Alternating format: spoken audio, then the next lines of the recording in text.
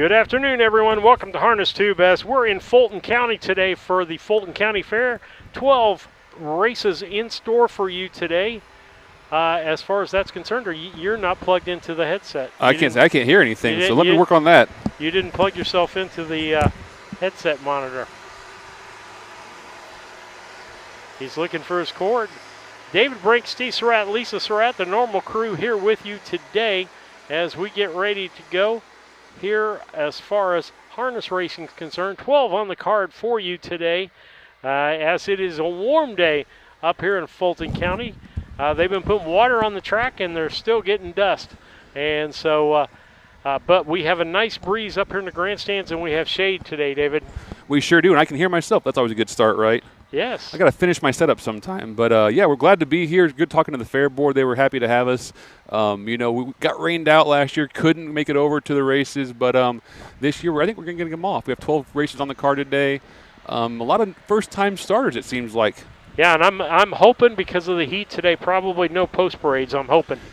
I can lobby for that if you'd like me to. I think that's a good idea. Yeah, I think because of the heat and because Steve's got to get back for golf, those are two really good reasons They're to not bad do post reasons. parades. And you know what? I think the post parades are great and whatnot, but our fans are kind of getting accustomed to not having them.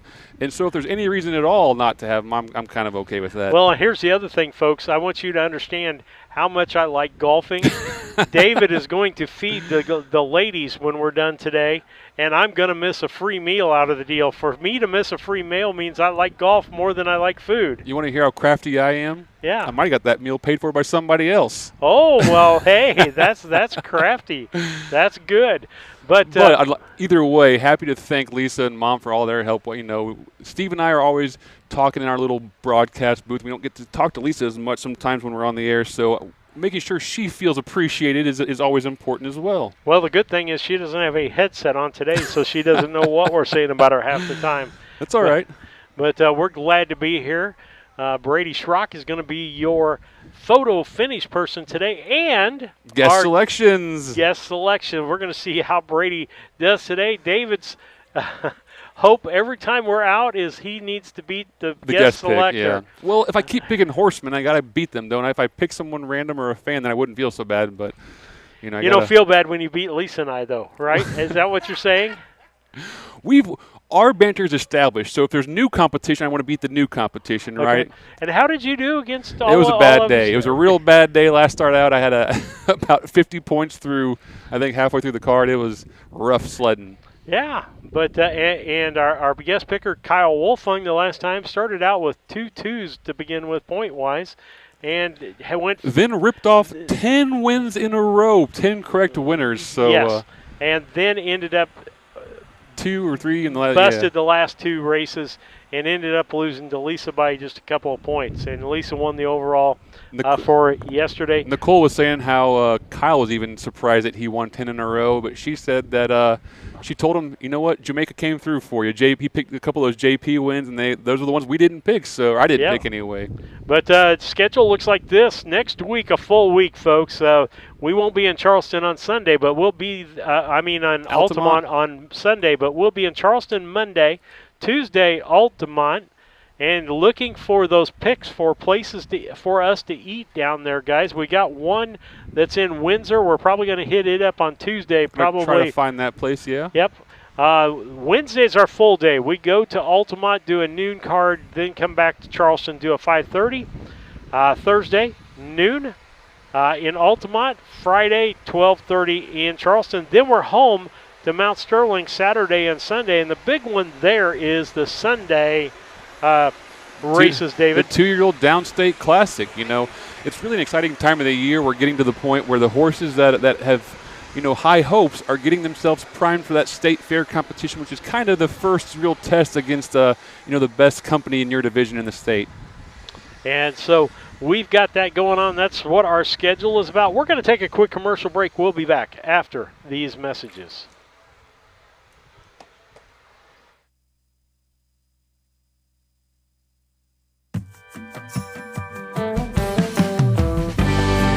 Avenatti Racing, a third-generation, family-run stable with a legacy of excellence. Centrally located between Illinois, Indiana, and Kentucky racing programs, Avenatti Racing specializes in buying yearlings, breaking, training, and racing top-performing standardbreds. Call 217-840-6469 or email avenattiracing@gmail.com today. Avenatti Racing, from yearling to racetrack, we build contenders.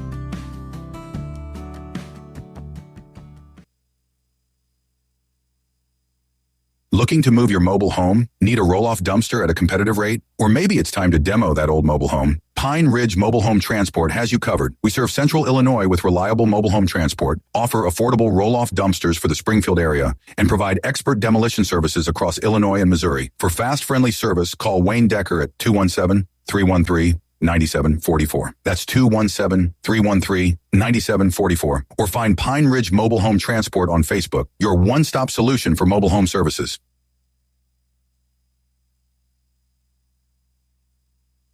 Yoder Custom Woodworking was started in 1995 by the Yoder family as a retail Amish furniture store in Sullivan, Illinois. They offer custom kitchen cabinets, granite and quartz countertops, built-in office and bathroom cabinetry, and offer a wide range of Amish furniture. Their store is located at 1117 West Jackson Street in Sullivan, Illinois, with store hours Tuesday through Friday 9 to 4:30 and Saturday 9 to 3. For more information, contact Yoder Custom Woodworking at 217-728-2166.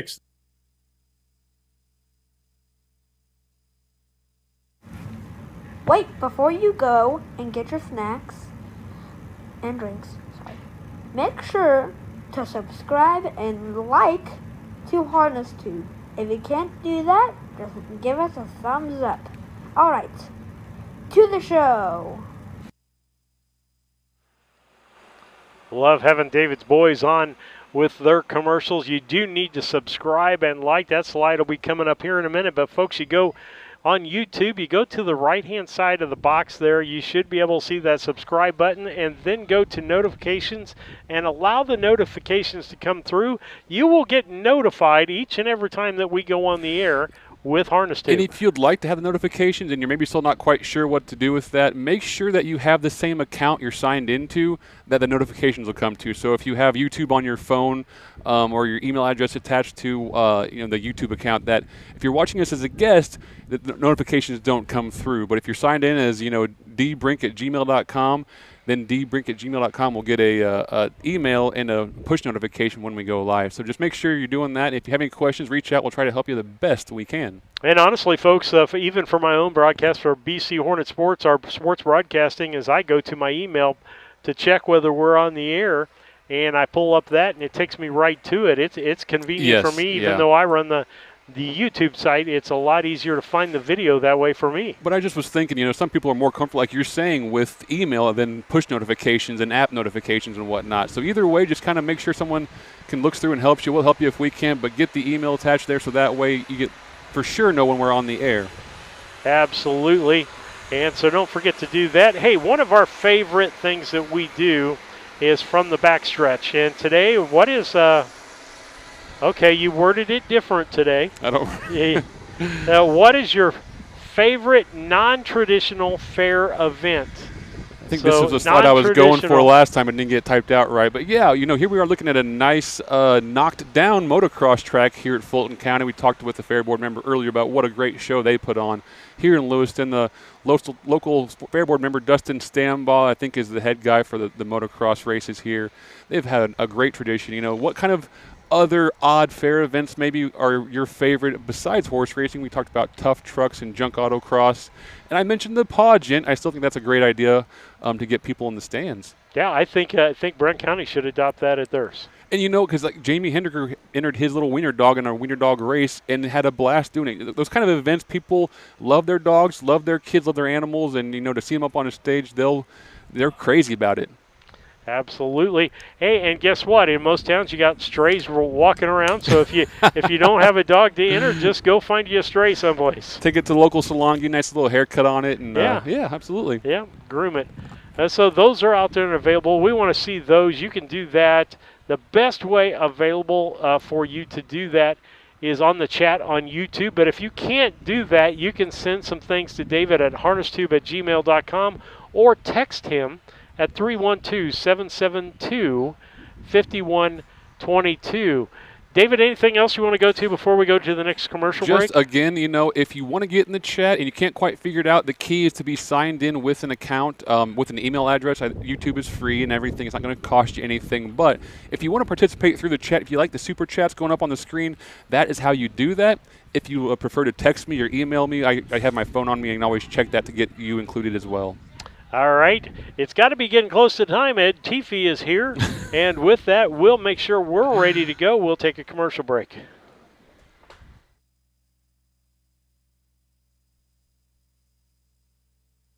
Make plans now to attend the 27th Annual Illini Classic Yearling Sale, which takes place on Labor Day at the Illinois State Fairgrounds in Springfield.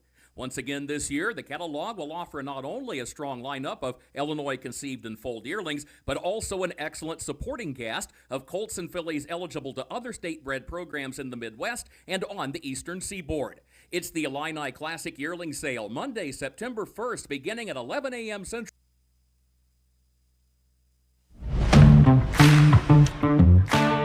Kerr Auction is your trusted source for ag equipment, attachments, construction gear, trucks, trailers, and hard-to-find parts. With live and online auctions at kerrauction.com, you can bid from anywhere, field, job site, or front porch. From big equipment to small parts, if you need it, Kerr Auction has it. Don't miss your next deal. Check out kerrauction.com today. Kerr Auction, built for the working world. Do you like to watch horse racing? Yeah. Do you not want to pay money for a stupid horse racing channel? Yeah. Are you sadly allergic to horses and you can't see them? Yeah. Well, introducing Harness Tube, established 2023. Yeah, I need to try this out. You can watch it at your son's ball game. Let's go, son! You can watch it while eating.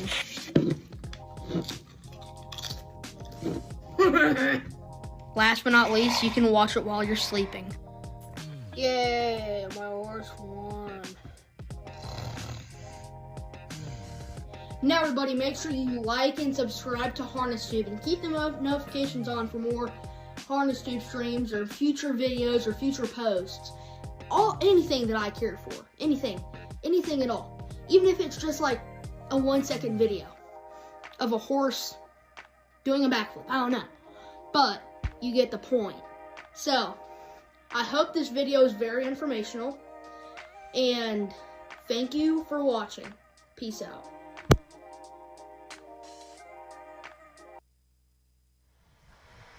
All right, back with you at the Fulton County Fair. Beautiful day here at Fulton County. A little warm, but hey, if you can find shade here in the grandstands, there's a nice breeze coming out of the west. I was saying, setting up, it was a clear line whenever you got up high enough in the grandstand to feel the breeze and get in the shade. It's about 10 degrees cooler. So find a nice shady spot, get where you can feel some breeze, and enjoy some good racing today. Absolutely. Great place just to spend the afternoon not doing anything. Get you a cold drink from one of the concessions. Come up here, watch 12 races. We should be done in about 3 hours, pending what we do. And David, he must have figured out how big the track was. He came out and moved that cone 3 inches. So I think that sometimes the horsemen tell you, even if that is exactly the mile of the way you said it, that one cone is sticking out in the weird spot and it doesn't line up exactly with the line of the travel of the horses, and so they have to fine tune that a little bit. You might lose a centimeter over the whole mile or whatever, but they're always trying to make sure it's the safest possible for the horsemen out there. Absolutely, got to make the track safe. Got to have a safe day for it. Let's talk about hot days for horses, David. We've talked that amongst ourselves. Listeners may say, well, isn't it too hot out there for the horses? And I'll let you go through your discussion on that to enlighten people with that. It's funny. It seems like whenever it's really, really hot out, the horses always go super fast. I think just being relaxed and, the humidity warming up their muscles and keeping them, their motion fluid. But, they regulate themselves. They are animals. They're used to nature. Overexerting them is, you don't want to push them, obviously. Any good trainer knows what their horse can handle and when to show signs of maybe being a little fatigued or overheated. But the key is just keeping water to the horse. If you keep that water to that horse, their body will cool itself off naturally. They have the fur to kind of keep an air barrier around their core. us humans just have this skin that gets baked in the hot sun, and keeping that little air cushion goes a long way. So just keeping water to your horse and keeping them drank out will keep them okay on these hot days, and you might see some new track records. So. All right, we've got that going on. We want to thank our donors out there that make all this possible. I got a new one up there.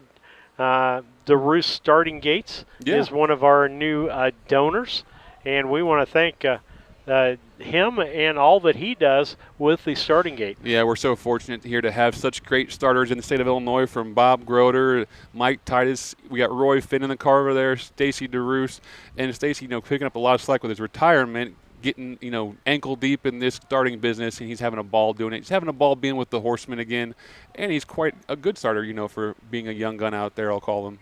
And they're getting things rearranged here. Stacy thought he had the start-finish set up, but they're telling him got to move it over a little bit. So that means Brady's going to move further away from us. All I know is we're not officials, and that's for them to decide, and we'll adjust accordingly. But and what we try to do with the camera is not set up as a start-finish light every time. Number one, because the camera is going to be there for the photo finish, but to give you the best look of the track. And Lisa's got it to where this one pole is actually kind of in a blind spot on the track, so she can work around that. But that's that county fair flair. And what did you say? Anything built pre-1960 or in the 60s, we're going to have poles, beams and poles that we have to go around. The old wooden built barns are still standing, but they do have poles supporting them. And you know what? It seems like wherever we go, the place to get the best view of the track and the place to get the finish line are not in the same location for various reasons on infield or whatever. So we always try to err on the side of giving you the most of the race. And, horsemen watch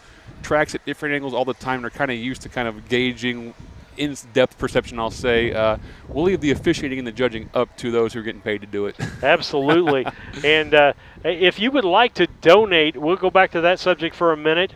You can do that through Venmo at Harness Tube or PayPal at Harness Tube or P.O. Box 63, Mount Sterling, Illinois. You can send us an old-fashioned check. There is a QR code up there on the screen you can shoot, or stop by the stands. I mean, we have a lot of people stop by the stands. Lisa collects money all the time, and I'm thankful that she does. We're up here. We'll take that donation, because we brought up a point that you're helping keep it free for everyone. And so if you're out there watching right now today during the races, you're getting to see this event for free. It would have cost you gas money, come to the fair. It would have cost you money to get in. I don't think the fee to get in here is really bad. But the fee to get in, and of course while you're here, you're going to eat fair food. This way you're eating and drinking out of your own inventory on your air-conditioned recliner, probably watching it on your TV on the wall. And so we've made that free for you. If you'd like to donate to keep that going, we'd appreciate that. And we do have the microphone, so we're in good shape. And we are very fortunate. Just this morning I was checking the P.O. box on my way out of town, and we had a donor send us a nice check. Bob Poppleton from Cambridge, Illinois, sent us a nice little note saying he appreciated what we were doing and thanking us for covering the races for him. For the people who are too hot, too old maybe to make it out in the heat or the humidity, and it's just safer, better option for our horsemen who are still with us but maybe can't travel very far or travel in extreme circumstances. So we thank all of our viewers, all of our donors, and that P.O. box is fuller than I ever thought it would be. So we're thankful for all of you and your donations. Well, and it looks like we had a high spot on the track out there, saying, David. I am nervous watching that. They're fixing a spot in the track. They have a guy directing traffic with the horsemen to keep them around the bulldozer that's working on the track right now, and there's people crossing at the road crossing. And I'm a horseman at heart, and I'm always trying to watch to make sure that the track's clear and the horses are safe. Absolutely. And you can advertise with us by contacting David on Facebook with Harness Tube through our YouTube site, or harnesstube@gmail.com, or again, call him 312-772-5122. A lot of racing left next week, 8 cards in 7 days, and then we still have 3 cards after that through the end of August. Yeah.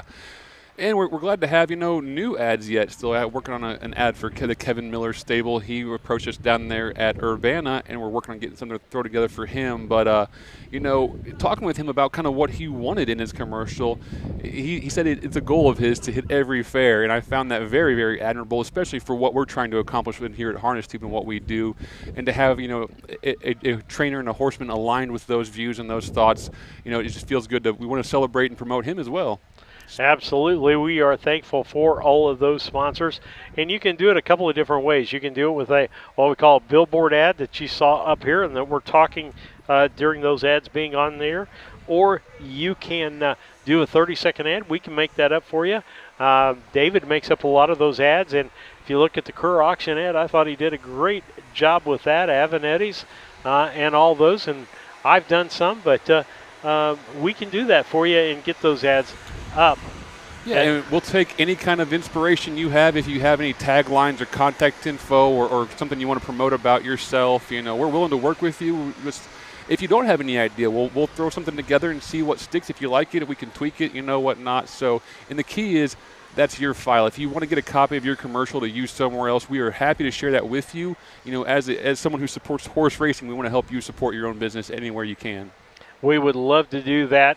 Again, lots of racing, not only today with 12 races on the card today, but also next week as we'll be hopping between Altamont and Charleston next week. We're looking for your favorites. We down in the Charleston, Altamont, Mattoon area. If you've got something, we've already got one from a little place in Windsor that we're going to do up. We know we're going at least once to Dirty's. To Dirty's, yep. In Charleston. One of my favorite places to eat down there. We've been at several good Mexican restaurants. If you think that you've got a Mexican restaurant that's a cut above anything else out there, let us know. We went to the one across from the track or close to the track. The Coyote or El Coyote, yeah, remember that one? We went to that one, and so the one in Casey was good too. With the big taco, remember that one? Oh yeah, that was really good. That was even better because somebody else paid for the meal, right, David? Thank you, Tim Wilson. Yeah, but that one had I'd say a more interesting, a non-traditional Mexican menu. More unique or home thought up recipes over there, but still very good. All right, They're doing some. Okay, hang on. Racetrack here in the home stretch. Got a bulldozer out here, so we will have a few minute delay. Won't be long, but maybe 10-minute delay here before the first race. Okay, I'm not going to be able. There we go. Well, a delay, David, which is not good for me, but we'll make it through it. Like I said, if we have to get you off air and send you home, we can do that. And so we'll get that done. I've got a little leeway in there, but I got to go pick up the clubs because my truck is at the repair shop. Uh-oh. Went out the other night after golf, and it went click, click, click, click. It did that before I went to golf, but I jumped it, and it started right up. But, vehicles.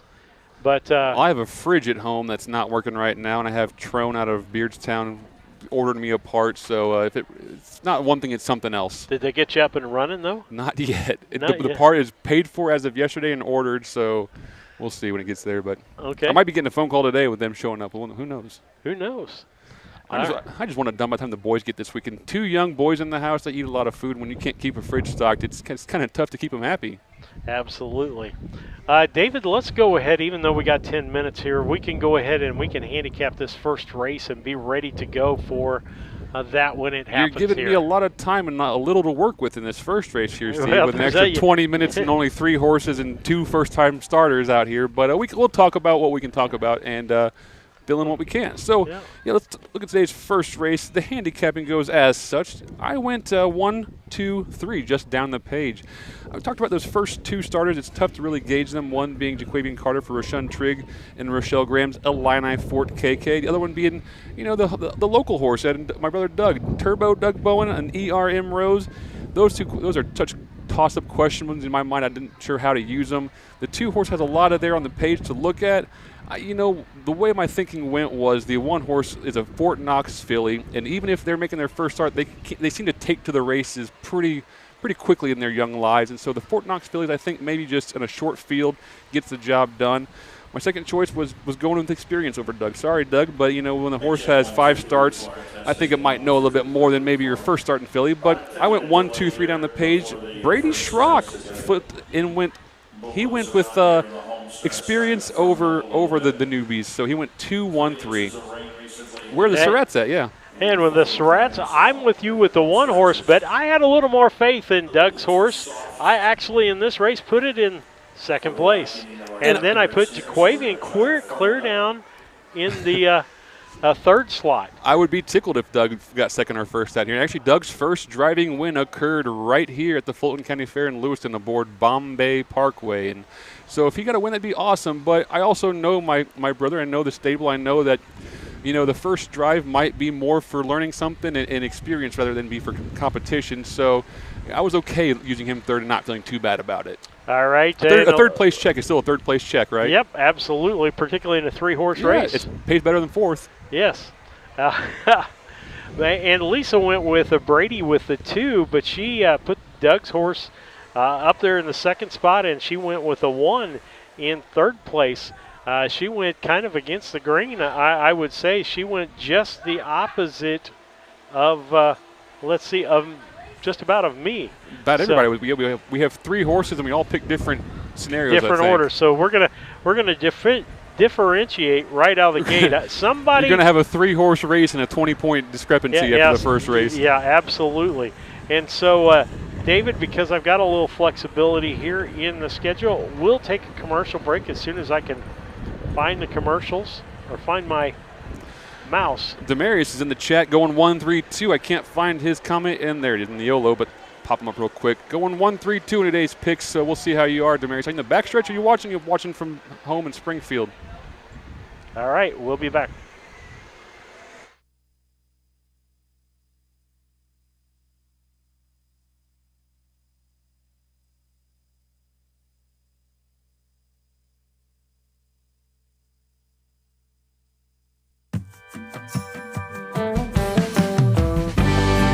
Avenatti Racing, a third-generation, family-run stable with a legacy of excellence.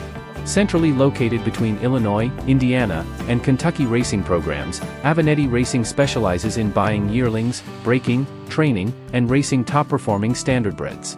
Call 217-840-6469 or email avenattiracing@gmail.com today. Avenatti Racing, from yearling to racetrack, we build contenders.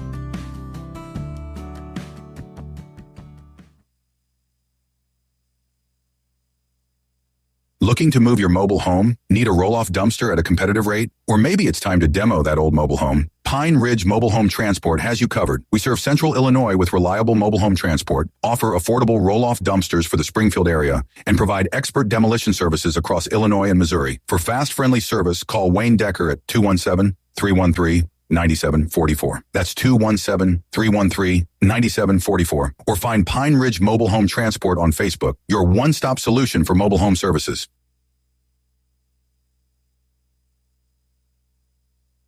Yoder Custom Woodworking was started in 1995 by the Yoder family as a retail Amish furniture store in Sullivan, Illinois.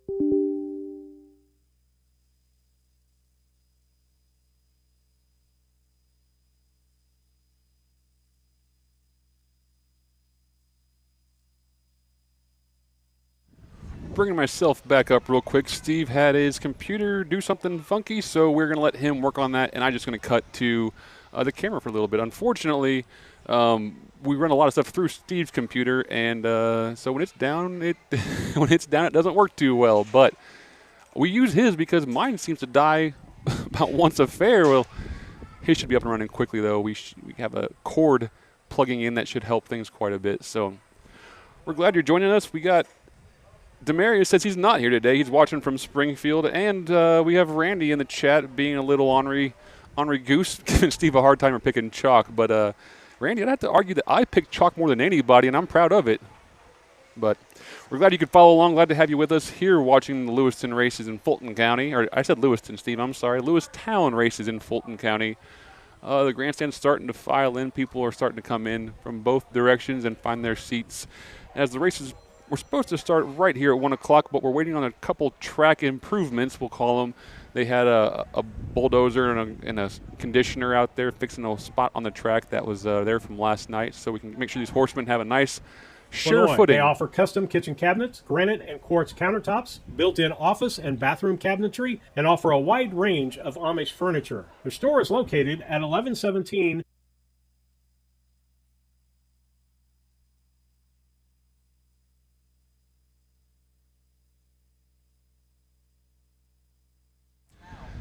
Well, I thought we had it fixed, but I just got a little too ambitious there. So we'll cut back to the camera as we sit here and wait for the track crew to finish their duties. Bridget's watching from Decatur. Thank you for tuning in. We're so thankful you came out to Urbana to the races over there the other night and followed along. It's good to see the fans make their appearance in the grandstand and see some familiar faces when we're out and about from fair to fair.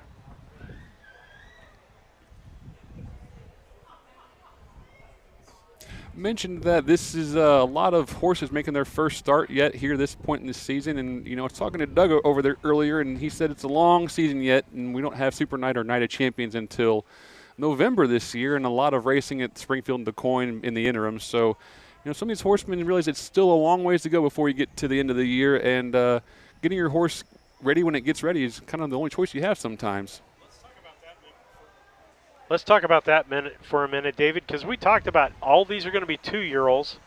And so some 2-year-olds started the first of the year. Some are starting in the middle of the year. Some will start later in the year. And what's the reasoning behind that? I know we've talked about it, but I think people need absolutely. to hear that. It's various reasons, whether it be maybe you buy a horse at a yearling sale and find out it's got a bone chip in an ankle, which wouldn't necessarily hurt the horse and would probably dissolve over time. But if you're trying to train that horse down, it might give it fit. So if you need to lay that horse off, remove those bone chips or something, that horse might be 4 weeks behind, its peers. It might be 6 weeks behind its peers, depending on what it's laid off for, or maybe something.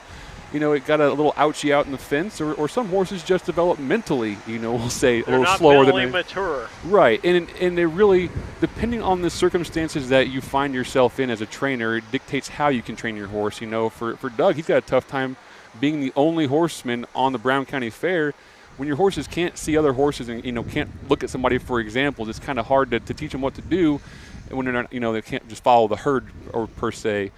But, you teach them what you can teach them, and when they get ready, they get ready. And when they're ready to go in the box and can go fast enough, the real experience comes out here in these first few starts. And we may have some basic fans out there, David, that we can talk about this with, that tell them the difference between a pacer and a trotter. Absolutely. So I always say, humans trot. If you think about it, moving the right arm with the left leg when you run is the natural gait. It keeps the body balanced. It's the natural gait for the horses too. So horses will trot, whether it be in a show ring or pulling a cart or what have you. But about 100 and some odd years ago, we'll say 125 or so, they figured out that the pacing gait was faster. So if you put both legs on the right side moving at once and both legs on the left side moving at once, you can cover more ground by propelling the horse, over, kind of leaping if you're running so fast. But it takes more to teach them that gait. It's a less natural gait. It takes more coordination, more,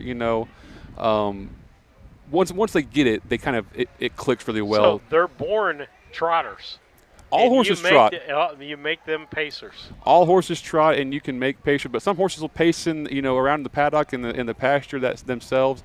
But you typically have to teach them to pace. Now the key is, just because a horse can trot, naturally from the paddock or from birth, can they trot fast? Trotting at speed is completely different in balance and footing and timing than it is just a leisure trot down a road pulling a buggy. So that's where trotting becomes really difficult. And a lot of horsemen will figure out that they're pacing men because separating those last few seconds from each other can be really tough when it comes to shoeing and equipment checks and all that kind of stuff to get a trotter, the most out of their ability.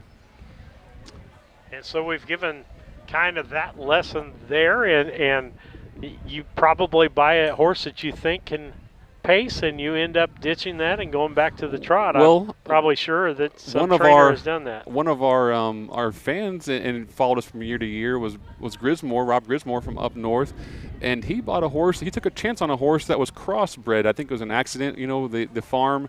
I don't know if the semen got mixed up or just the mare got switched and going to the wrong pen or whatnot. But he had a horse that was a trotting bred sire and a really good pacing bred mare.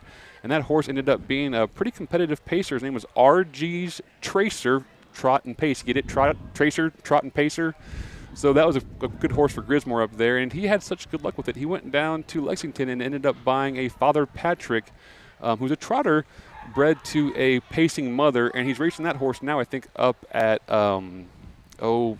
Minnesota, I think, running aces probably, and having some success. So, it's not always cut and dry like you think. I think they're kind of proven now there's kind of a trotting gene, there's kind of a speed gene, and how you fit those together is kind of where the horse gets their natural gait from. Okay.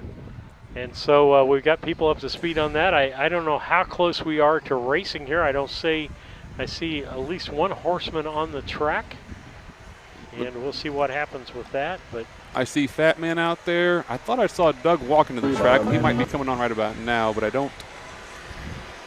I'm glancing around the periphery here. We still have one warming up. It should be finishing up about any time soon. I was going to put up my favorite clip. I'll save that for next week.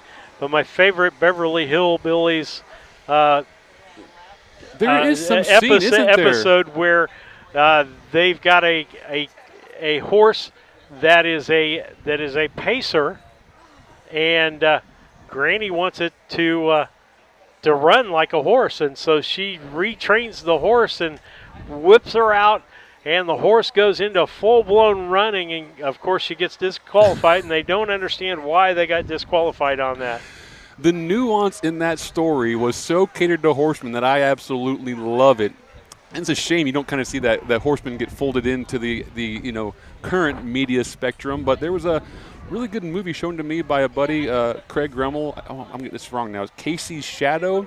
It's an old Walter Matthau movie from the 80s. He's actually a quarter horse trainer, but they really stay true to horsemen and how they train, and the horse is actually very believable, and how the races unfold and how they act around the barn area. So if you haven't seen it, Casey's Shadow, I think is the name of that horse or that movie, check it out. Yeah, that is worth checking out. There is a lot of good equestrian movies out there, whether it be thoroughbreds or standardbreds. There is good stuff out there, David. Yeah, and thoroughbreds get a lot of the media the way it is, but if you haven't read it, there's a book floating around called Crazy Good about the immortal Dan Patch. He was arguably the biggest sports celebrity in the world, or in the U.S. in the early 20s, in the United States. So he was a pacer from Indiana. All right. Here we go. 2-year-old filly pacers, Illini Ford KK, RK's Farrell Cheryl, and ERM Rose. Bring on the first.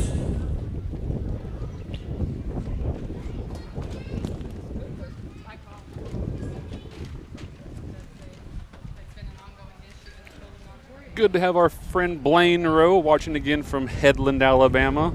I want to welcome everybody to a nice afternoon of harness racing here at the Fulton County Fair. We've got 12 races today featuring the Illini Standardbred Association.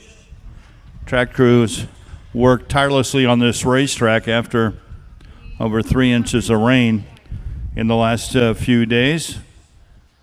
So we appreciate all that hard work. And that's caused a bit of a delay getting started here today because they had a bulldozer there still trying to solidify the home stretch a little bit, make it a little firmer. We don't have sound on the back stretch, so we'll do the best we can here to get the horses out as quickly as possible. And first field will be coming on here momentarily. We ask that you please stand and face the infield flank here. Let's remember our veterans and our men and women serving America throughout the country as we honor America with the national anthem.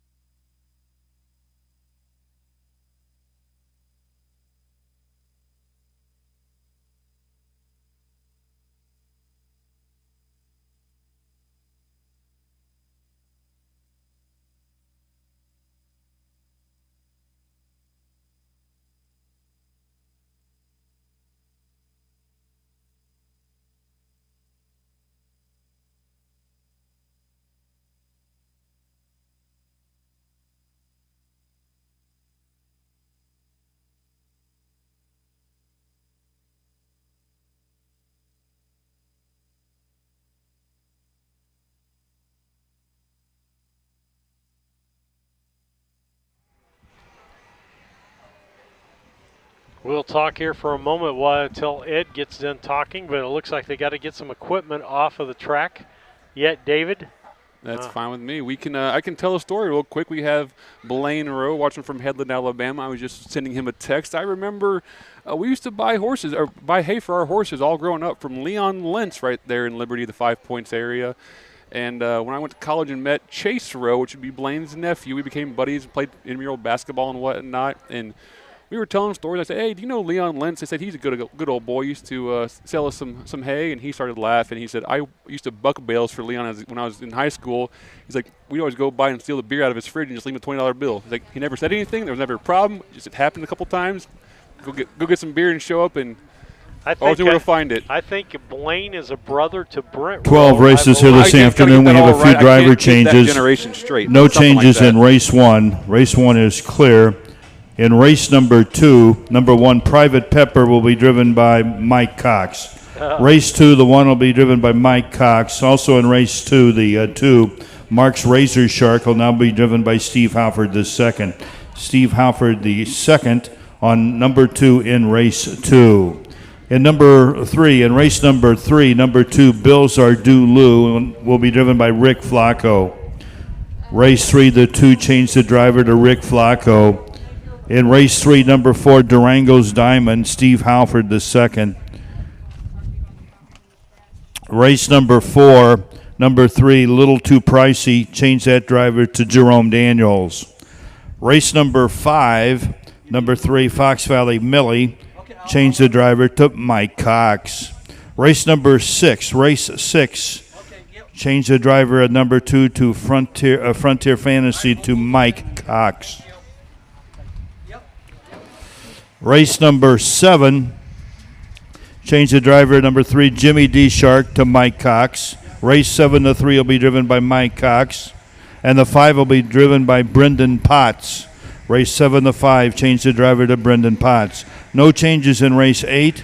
In race 9, number 3, Winning T-Bone will be driven by Jerome Daniels. Also in race 9, the 4, One Trip Chip will now be driven by Mike Cox. Race number 10, number 1, Diane LL Dream, changed that driver to Connor Prather.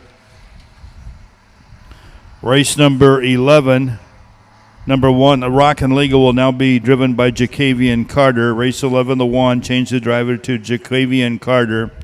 And number 5 in race 11, Steve Halford the second will drive. And then in our nightcap, in race number 12, number 2, Hype Your Bestie Up will be driven by Mike Cox.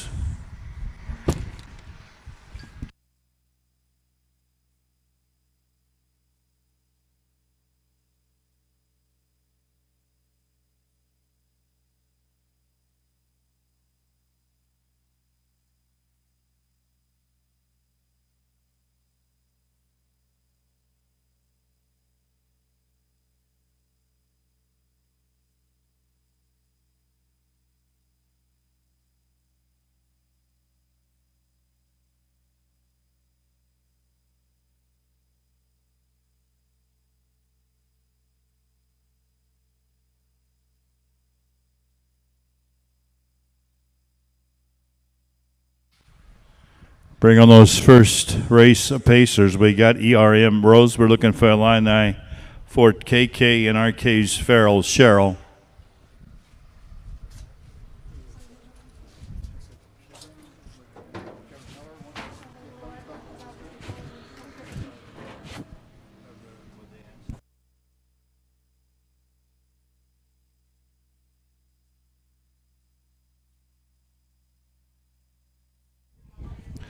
Bridget's asking in the chat if anyone's read General Jim by Arthur C. Bartlett. Said it's copyrighted about 1931, almost 100 years ago, but I'm sure it's still great reading. I haven't, Bridget. I can't say I have. If anyone in the chat or anyone following at home has, shoot me a text, an email, what have you, and we'll try to answer Bridget's question for you.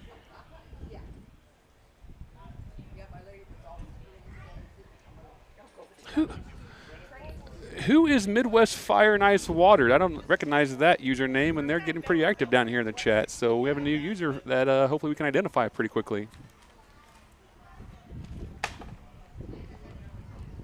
official Tim Serrell out with the fair board, helping fine-tune those cones and making sure that the oval is as oval as it can oval, as it can be. Now, you might have mentioned it, but I forgot. Jamaica's not driving any horses today. You know, Kirk kept saying that the last couple of days, and I thought he was kind of just making a funny out of it, but I guess there's some truth to it. Jamaica pulled himself off all of his drives today, especially the drives that had a chance of winning.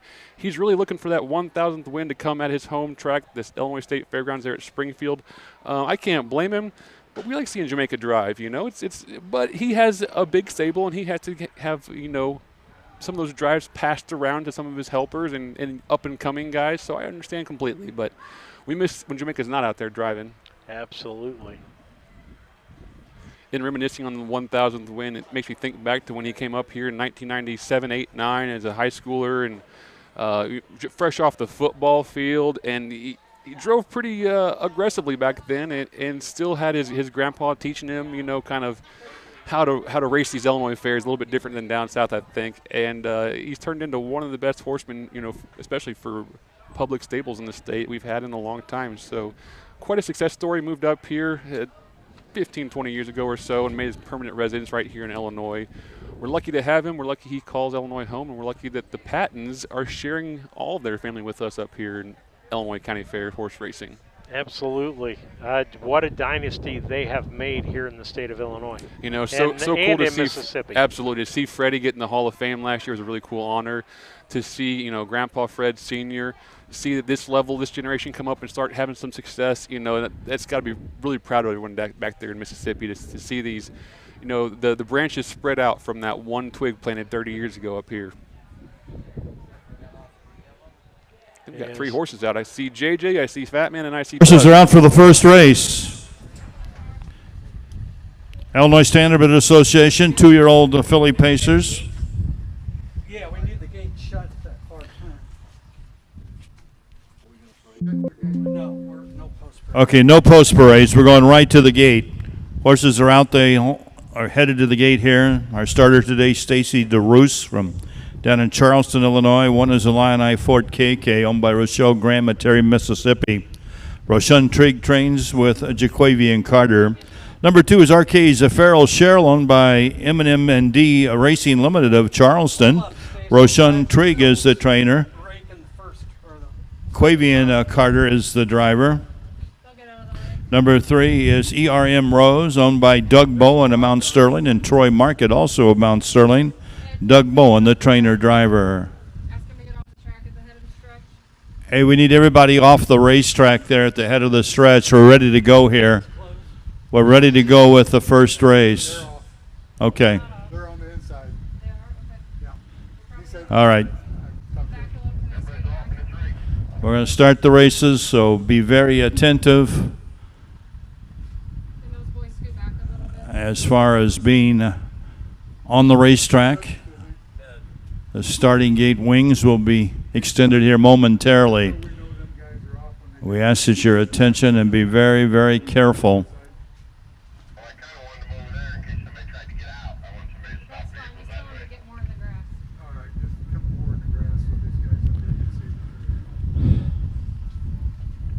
All right, these Illinois bred 2-year-old fillies are at the gate, and the gate's on the move. 2 first-time starters, 1 and 3, making their career debuts here today. The 2 RK's Farrell Sherrill, the Jet Airway filly, is winless in 5 starts. They're at the gate. Gate's on the move. Race 1 here at the Fulton County Fair.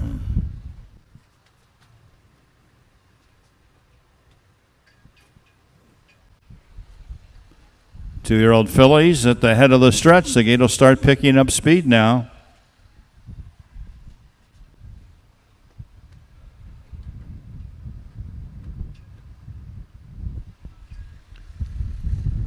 Here they come.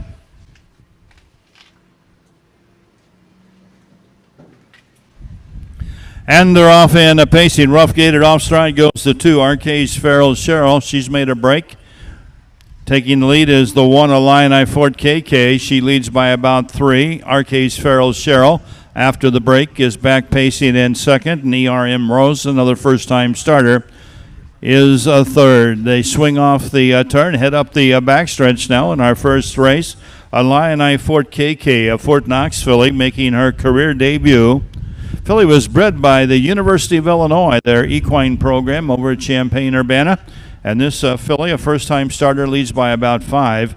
RK's Farrell Sherrill is back pacing, and they're at the quarter in 36 2/5 of a second. 36 2/5. Off the quarter, they move over to the 3/8 mile marker. It's Illini Fort KK, leads by about 3. RK's Farrell Sherrill and ERM Rose, another first-time starter. Off the 3/8, are in the stretch the first time here. It's Illini Fort KK by 4 lengths. RK's Farrell Sherrill still in striking distance back there second. ERM Rose is the trailer. As they move past the half, over to the 5/8 mile marker, Illini Fort KK has led there the whole mile, the half, 109 3/5. 109.3. They're off the 5/8 now and head up the backstretch towards the 3/4 mile marker. Illini Fort KK by 4. RK's Farrell Sherrill back there second, a little closer now. Now only 3 off as they move into the final turn off the 3/4. And they move through that final turn. It's Illini Fort KK by 2. Racing second is RK's Farrell Sherrill and ERM Rose. Now to the outside. Here comes RK's Farrell Sherrill. On the inside, Illini Fort KK. On the outside, RK's Farrell Sherrill. We got a battle here in the first race. Illini Fort KK, RK's Farrell Sherrill are necks apart. They're racing to the wire. Illini Fort KK holds on and wins it here over RK's Farrell Sherrill. And then we've got ERM Rose.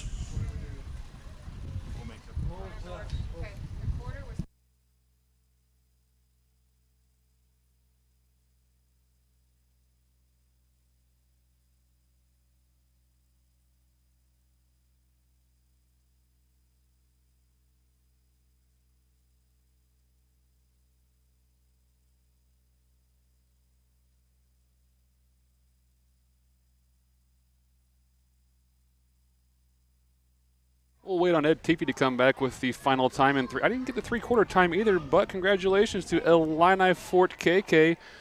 We got Pebbles in the chat saying, saying, come on, boys. Well, you finished 1-2 in that race. It doesn't get much better than that for your 2 babies out there. So congratulations, everybody, but especially to Jaquavian Carter, Fat Man Carter, Roshan Twig, World Class Racing, and Rochelle Graham, this fine young 2-year-old pacing filly, making her first start a winning one. The scoring out there. David with a trifecta to start. I didn't things say anything, out. but yeah. Yeah. Okay. I came in second with 12 points because I did pick the winner. And, of course, the 3-horse race, I boxed the other 2. Lisa got 3 points because she just did the box. And Brady got the 3rd place horse right. He's going to get 5 points on the day. Study long, study wrong, right? In the world's of Kyle Wilfong. We'll have the times here in a couple of minutes. We had to get the times off of Harness Tube here as we had a little bit of a timing malfunction up here after the half. But here's your winner, number 1, Illini Fort KK. This is a 2-year-old daughter of Fort Knox from Fox Valley Dazzle by Rich's Hanover, bred by the Equine Farm at the University of Illinois. Filly sold at the Illini Classic yearling sale on Labor Day last year. Makes her first lifetime start here. And it was a victory for Jaquavian Carter. She's owned by Rochelle Graham of Terry, Mississippi. Trained by one of Illinois' leading trainers, Roshan Trigg. And 20-year-old Jaquavian Carter picks up the driving win.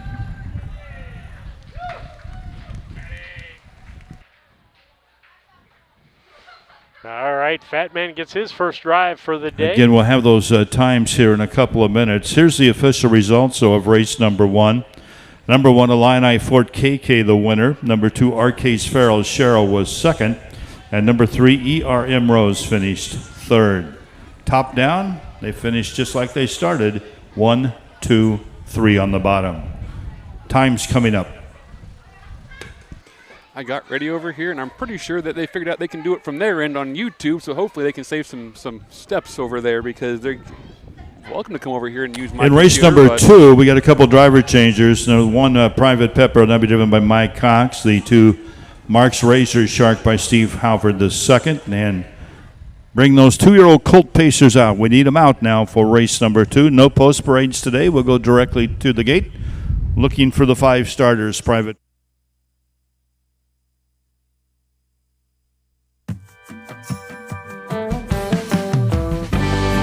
Avenatti Racing, a third-generation, family-run stable with a legacy of excellence. Centrally located between Illinois, Indiana, and Kentucky racing programs, Avenatti Racing specializes in buying yearlings, breaking, training, and racing top-performing standardbreds. Call 217-840-6469 or email avanettiracing@gmail.com today. Avenatti Racing, from yearling to racetrack, we build contenders.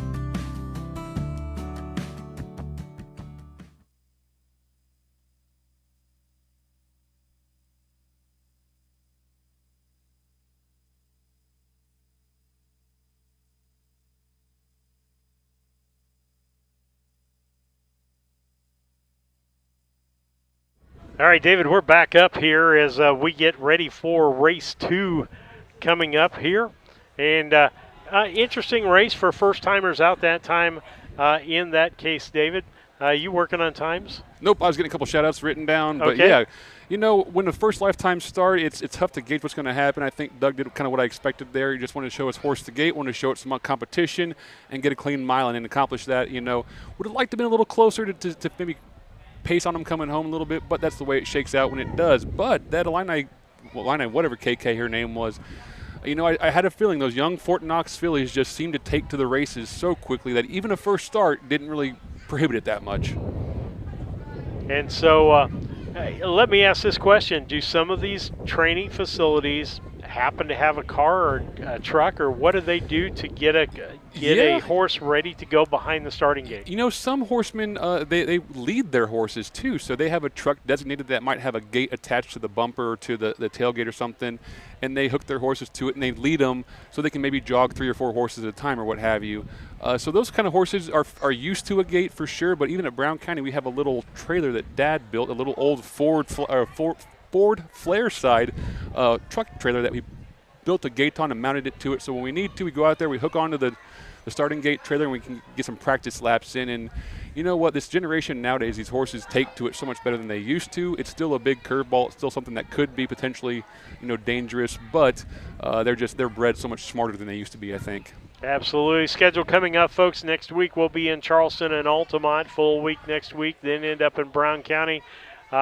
2 days of racing, 2-year-old Downstate Classic on Sunday. Probably about $100,000. I'm going to say right around $100,000 with the prize money. Yeah, give or take, and we could do the math, but yeah, I mean, that's a pretty good estimate, and a fantastic purse structure for a small county fair. The Downstate Classic has traditionally been one of the bigger purses in the state, and we're glad to have it at our home track. And then we're to Morrison, and then the end of the month we're in Pana, and Pana already on the phone with you probably. Yeah, I need to get them called back because I talked to, I think Dan Thompson was the contact over there, but I got a call from the secretary. I need to give her a shout back and confirm all that. But we're excited to go over there and get the Pana Tri-County fans some horse races broadcasting. Couple of days, because the third day on Labor Day they will be racing, but we're going to be up watching the horse sale, the Illini Classic horse sale in Springfield. The horses you see out here, some of them bought at that sale. In fact, the winner, one of the horses in the first race, was from that sale, if I remember Ed talking correctly on that. Yep, you know, and he would know as good as anybody else what horses went through his own sale. But, yeah, you know, both those sales are coming up. We won't be able to make the Walker one, the Land of Lincoln sale over in Sherman. We'll be at Pana that day, but we'll be sure to hit up the Illini Classic. They're good to us, and we're good to them, and I love working these sales. I love going to the sales. I love watching the horses, these babies, reading pedigrees, and that's one of my favorite days of the year, to be honest. Well, let's go ahead and handicap race 2 while we're waiting here to get started. big variety of change here. Brady and I went with the 2 horse to win this. Lisa went with the 1 in Private Pepper. She's going for Jamaica Patton horse there, I'm sure. Well, she's not going to get Jamaica. She's getting Mike Cox instead. And I'm going to get Stevie Halford in the horse that I and Brady picked there. For the second hole, I picked the 4, Gothic Thunder, the Prather horse, a second. Lisa picked that horse also second. And then third, I went with the 1 horse, which Lisa was the only one to pick that horse to pin Private Pepper to finish third. Brady went with the 3 horse, TJ's Pilot.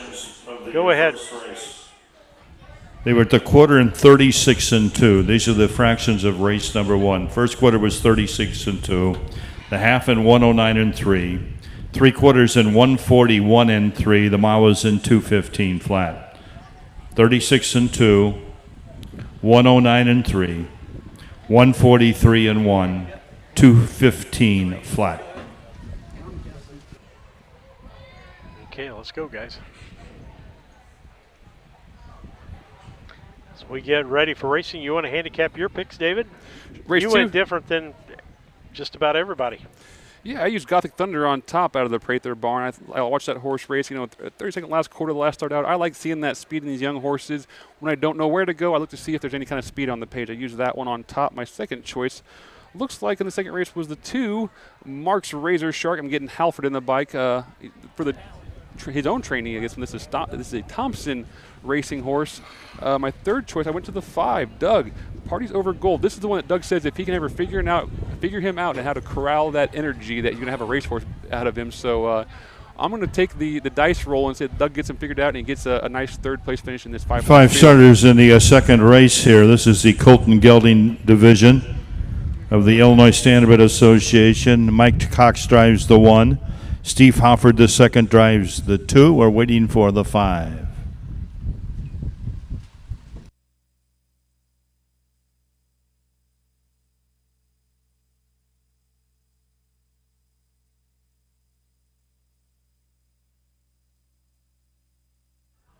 Bringing myself back up real quick here. We had a friend send in a couple book recommendations. Steve Searles in my text message over here saying he read Born to Pace and Justin Morgan Had a Horse and said they're both good, recommends them both.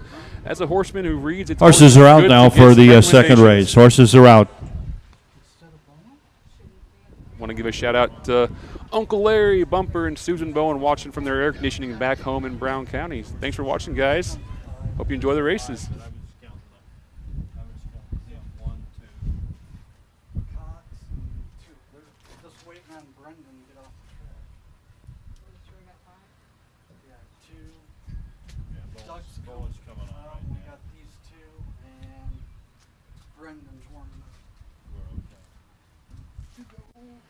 I was all worried over here thinking I was going to have to get the computer up so they can get the time for that last race, but I think they figured out they can run it off YouTube on their end and save themselves some steps. So we're back up rolling over here. I think I'm where I need to be for the broadcast anyway.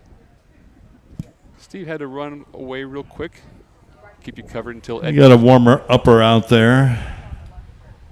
Our field is out here for the second race, but we'll have to wait for that warmer upper to get off. He's pulling up and turning now. Number 1 will be Private Pepper, owned by Linda Allhands of Monticello. Jamaica Patton trains with Mike Cox driving.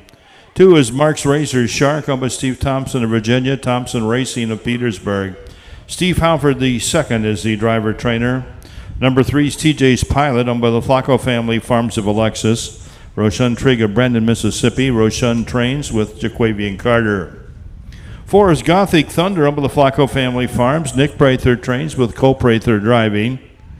And number 5 is Parties Over Gold, owned by Doug Bowen and Troy Market, both of Mount Sterling. Doug Bowen trains and will drive.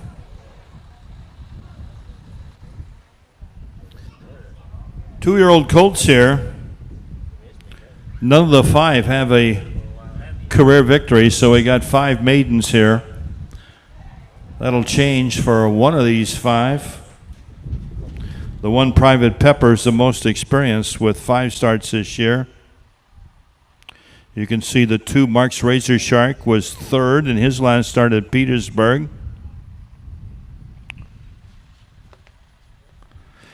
Jamaica Patton, the trainer of the 1, was scheduled to drive the 1. We now have Mike Cox driving the 1. Jamaica has several of his pupils racing here at the Fulton County Fair this afternoon.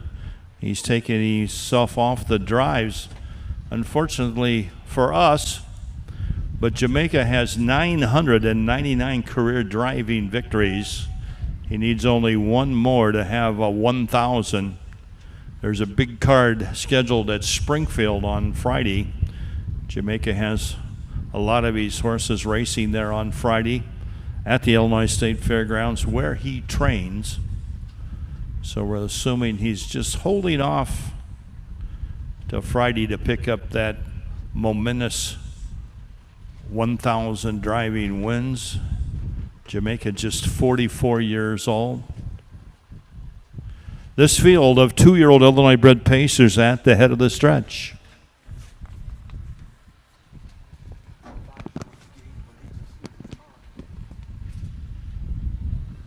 Here they come.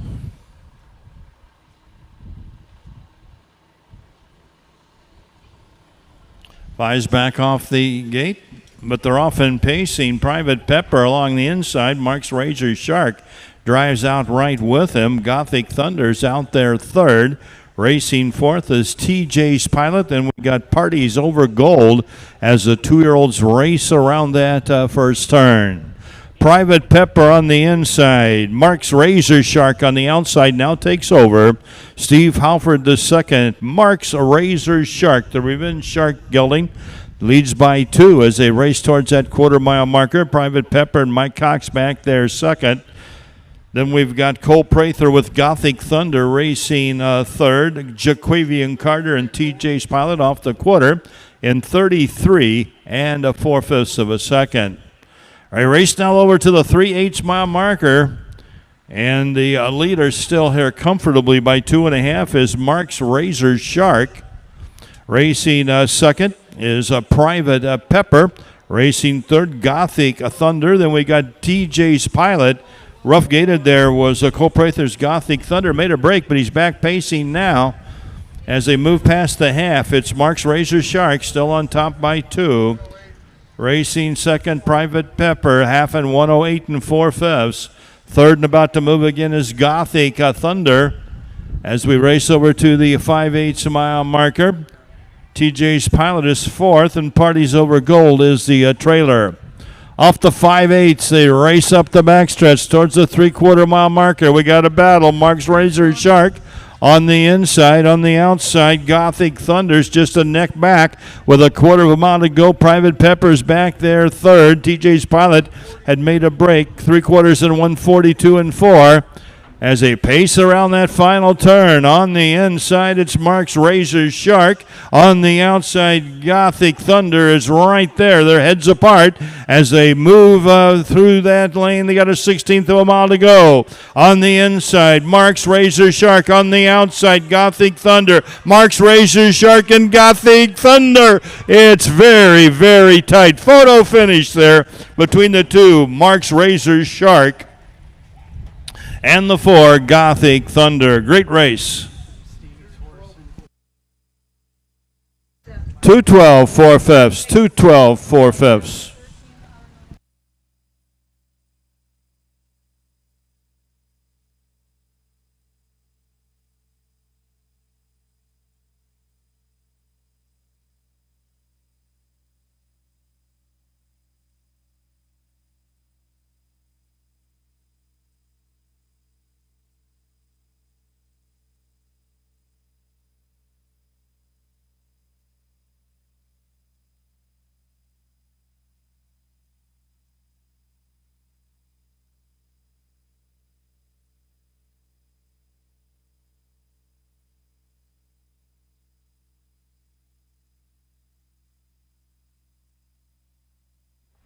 Yep, sorry about that. We didn't get the screen changed in the things here, but we'll go back to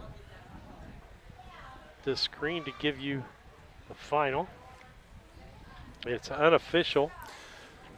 Sort that out in the judges stand, not over here. Sometimes we see things that they don't see, and sometimes they see things we don't see, right, David? Absolutely, and Hey, either way, it's their decision to make and not mine, so I'll let them talk it out, and we can just be the entertaining factor. A judge is kind of like a referee in basketball. He's the most unappreciated guy.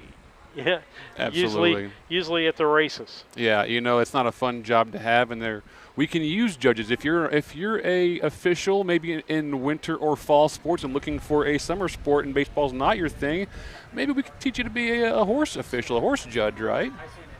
Travel around the fairs. Could happen. Lisa taking a picture out there. Wasn't sure what she was doing. I think.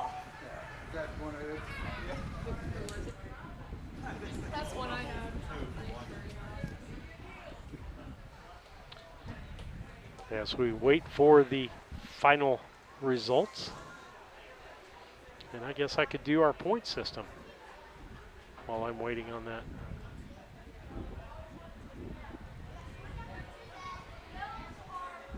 Blaine's in the text saying he's got another horseman from up in the Macomb area, Scott Clausen, following along, and Scott was trying to get his hands on a program. I think we have him hooked up now, but we appreciate you following along, Scott. We hope you enjoy the races, bud. Well, here comes Stevie Halford back with somebody on his bike, so I think he thinks he won this thing, but we'll let the officials iron it out and the judges stand. But I see Mr. Halford. That's who I have down as the That's winner. what I thought on the inside, but I didn't. I'm not calling it. And that's what I want to happen. I want the Gothic Thunder to win. I hit the trifecta. I hit the exacta then. I did too. If it goes Are you the the same other way way. as me? Oh, no. No. One. We flipped.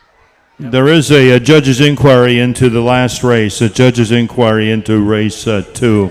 I thought behind the gate. Mike So- got in the infield. I wasn't sure what happened there, and I thought this might be We'll hang on reviewed. here for a minute or two until the Judge Tim Cyril can talk to a couple of the drivers.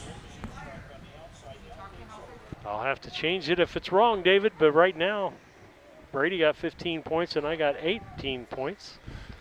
That could quickly change. I'm kind of thinking we're sitting in the worst spot in the grandstand because everyone's back behind us up towards the breeze or down lower. We must be in the one spot where the rows of no one is.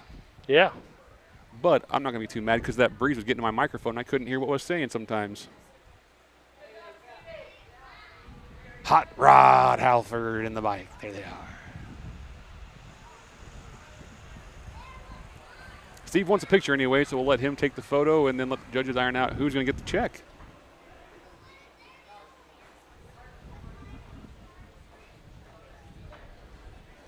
We had Grandma Judy in the chat. I didn't get her up on the screen. To make this official here, Steve, in just a second, your fair queen, the new Miss Fulton County Fair, Layla Wilcox, is trackside. Hey Cole, they're going to the half. Did Mike's horse put in a few steps or cause a little interference with you?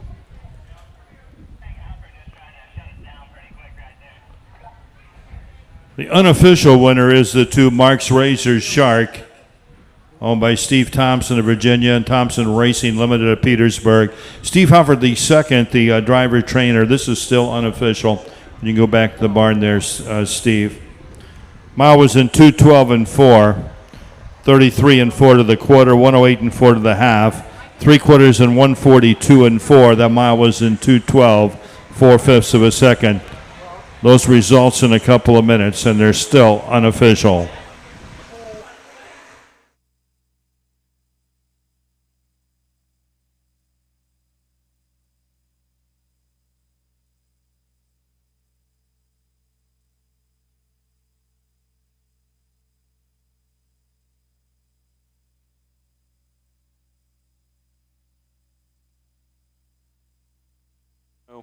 Go ahead. I was gonna say, Steve was just telling me that if this pace. Mike Cox, if you can hear me, to the starting gate, please. Mike Cox to the starting gate. If this pace keeps for these races, we might be doing the last few races by ourselves as Steve has to get out of here a little bit early today.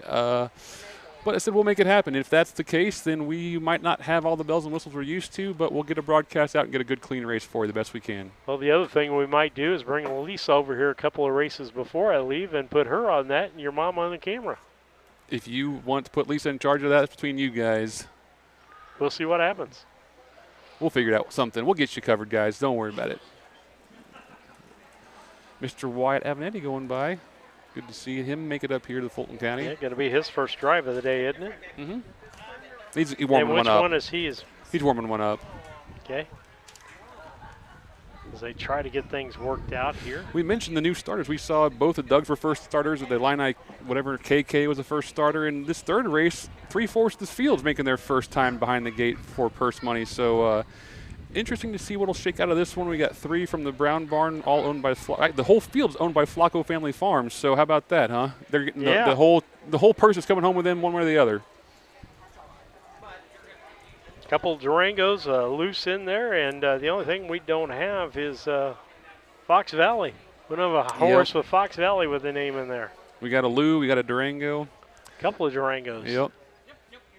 Unfortunately, I think he was one of the ones that was lost in that fire. We won't have any more of those, but he was a sire that Flacco's had picked up 5 or 6 years ago and been breeding to him.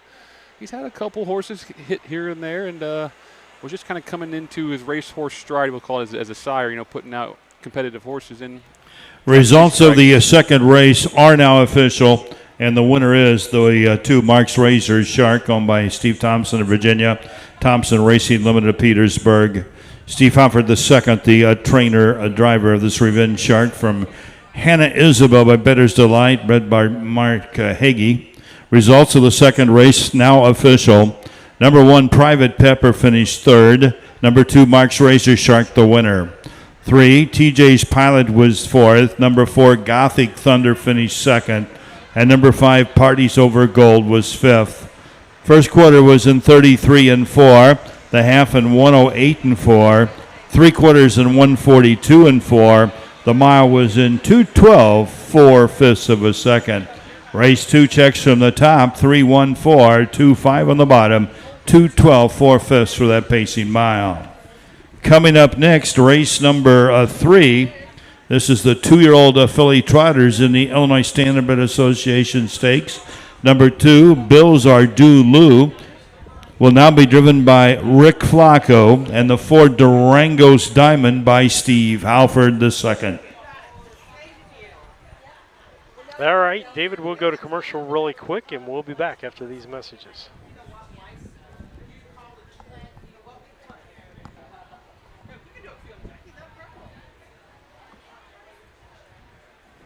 Looking to move your mobile home? Need a roll-off dumpster at a competitive rate? Or maybe it's time to demo that old mobile home? Pine Ridge Mobile Home Transport has you covered. We serve Central Illinois with reliable mobile home transport, offer affordable roll-off dumpsters for the Springfield area, and provide expert demolition services across Illinois and Missouri. For fast, friendly service, call Wayne Decker at 217-313-9744. That's 217-313-9744. Or find Pine Ridge Mobile Home Transport on Facebook, your one-stop solution for mobile home services. Bragging this time. We were up on the commercial. You brought us down to talk. Okay, I got it fixed, though. We're good. Yep, we're good. I got to do my little dance here. Do it. I got the trifecta that time. Brady got 15 points on that, so that kept things up. Poor Lisa, after the great day she had on Tuesday, she only got 6 points. She has 9 on the day. I'm in the lead with 30. You are tied with Brady with 20. I'll take it. So, that photo hurt me last race, but it happens. Yeah, you went from first to second. Yep. Tied for second. Tied for second. Don't forget to subscribe or like us on Facebook and on YouTube. We need, 50 some odd people? 48. We're at 952 currently. We need those last 48 to get to that 1,000 subscriber plateau. We appreciate anybody who might like horse racing or, might have a scraggler account in your household you use for some other weird purpose. Go ahead and log on to that and subscribe to us. We'd sure appreciate it. We absolutely would as we get ready for Give this a big third shout out race. over here to Mr. Severs. Aaron Severs in the chat. He's come up with 2 nicknames for me. He has Con Man, Connor Prather, and Cold Deal Prather. And those might have to get folded into the broadcast somehow. I like both of those. So thanks, Aaron, for passing those along to us. A couple of driver changes, as Ed said. The 2 is going to be driven. Bills Are Due by Rick Flacco. He's driven a couple of times this year in a couple of different races. David doesn't drive a lot, but we see him a little bit. I was made the comment last time we saw him at Farmer City that I don't think he's driven for a few years, and I was corrected that he was he did get a drive last year, a winning drive. So I think in the last 2 years he has 2 or 3 drives and at least a win and a second. So the batting average has got to be through the roof on that. Yeah, really. And then we'll go put Ed back on. Still got a couple of warmer-uppers out there, but the 2-year-old filly trotters are out for the third race. One will be Lose Venom, owned by the Flacco Family Farms of Alexis. Rochelle Trigg trains with Jaquavian Carter. Number 2 will be Bills Are Due Lou, owned by the Flacco Family Farms. Chris Brown trains with Rick Flacco. The 3 is Durango's Adela, owned by the Flacco Family Farms.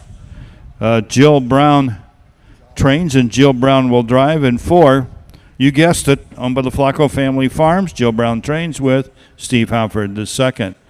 Very unusual here. I've been doing this for 50 years. I'm not sure I've ever had a 4-horse race at a county fair that the same family owned all 4 starters, but that's what we have here this afternoon at the Fulton County Fair. 4 2-year-old filly trotters. They're all bred and currently owned by the Flacco family up at Alexis.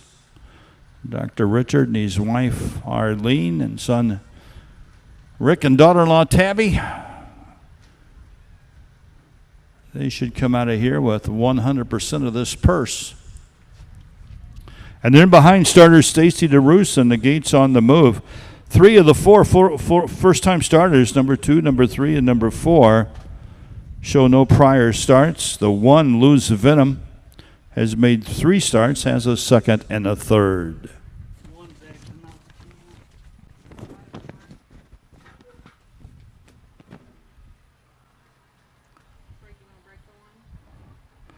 Four Illinois-bred 2-year-old fillies, a 16th out.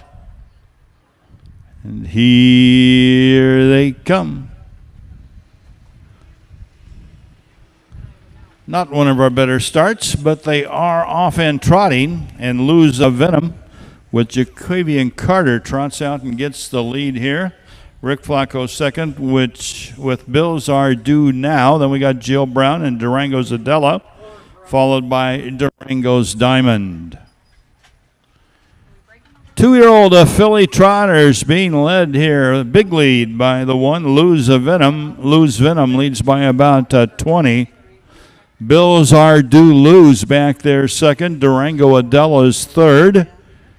And Durango's Diamond is off stride and trailing there.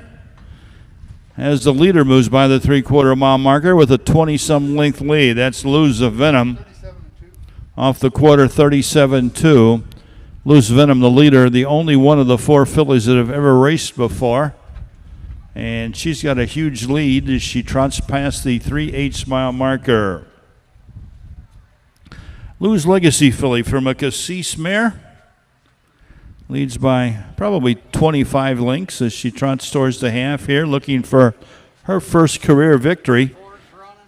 Jaquavian Carter, just 20 years old, does an excellent job. Drives this filly past the half, back into the turn. Off the half and 115. 113. 113 flat. Lose Venom leads by 25 now over Bills Are Due Lou. Jill Brown's next with Durango's Adela. Then we got Durango's Diamond. Up the backstretch towards that 3/4 mile marker, Lose Venom. A huge lead here. Bills Are Due Lou. 150, 1/5 off the 3/4. 150 and 1/5. Lose Venom has a second and a third in her first 3 starts, is now going to have a win here for Jaquavian Carter as this filly cruises through the lane here to win your third race. Lose Venom. Jaquavian Carter, we're not going to need a photo here. Might have a little battle shaping up here for a second. This Bills are due. Lou is pretty tired here in the stretch. Here comes Jill Brown and Durango's Adela, and Jill gets up to take over second. Durango's Adela was second. Bills are due. Lou finished third, and Durango's Diamond will be fourth.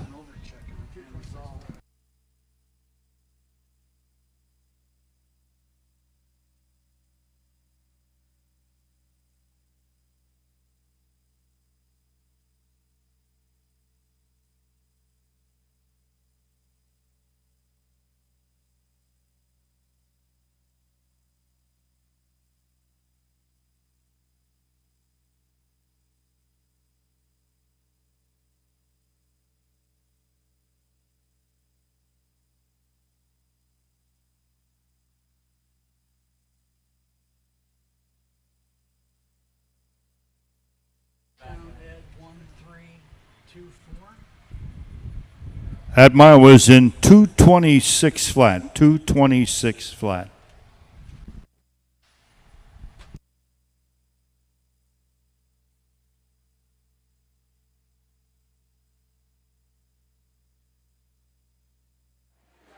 All right, David, that was 2-year-old Phil. You don't even know what to say, do you? No, I have no 2-year-old no words. filly trotter. That's all I gotta say. Or county fair racing too. But out here, they're still learning their strides. Are learning the game, what they're supposed to be doing. And we were talking about this might have been a good opportunity for some. Jaquavian Carter picks up the win here in race number 3 with Lou's Venom.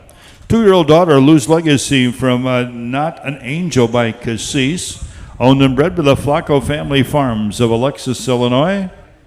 Trained by Roshan Trigg. Driven here by Jaquavian Carter. And Dr. Flacco is down there with his lovely wife, Arlene. They owned every starter in this field. Roshan Trigg, the trainer. This filly now has a win, a second, and a third in 4 lifetime starts.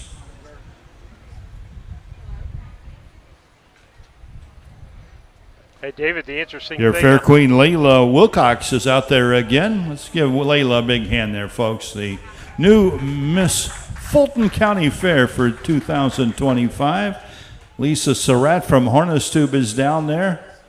Lisa and her husband, Steve, along with David Brink, are on Harness Tube. You can watch these races on YouTube, on the YouTube channel under Harness Tube. So if you have a friend at home that can't be here or can't be at any of our county fairs, they can always check in on YouTube at Harness Tube and watch these races live on the internet.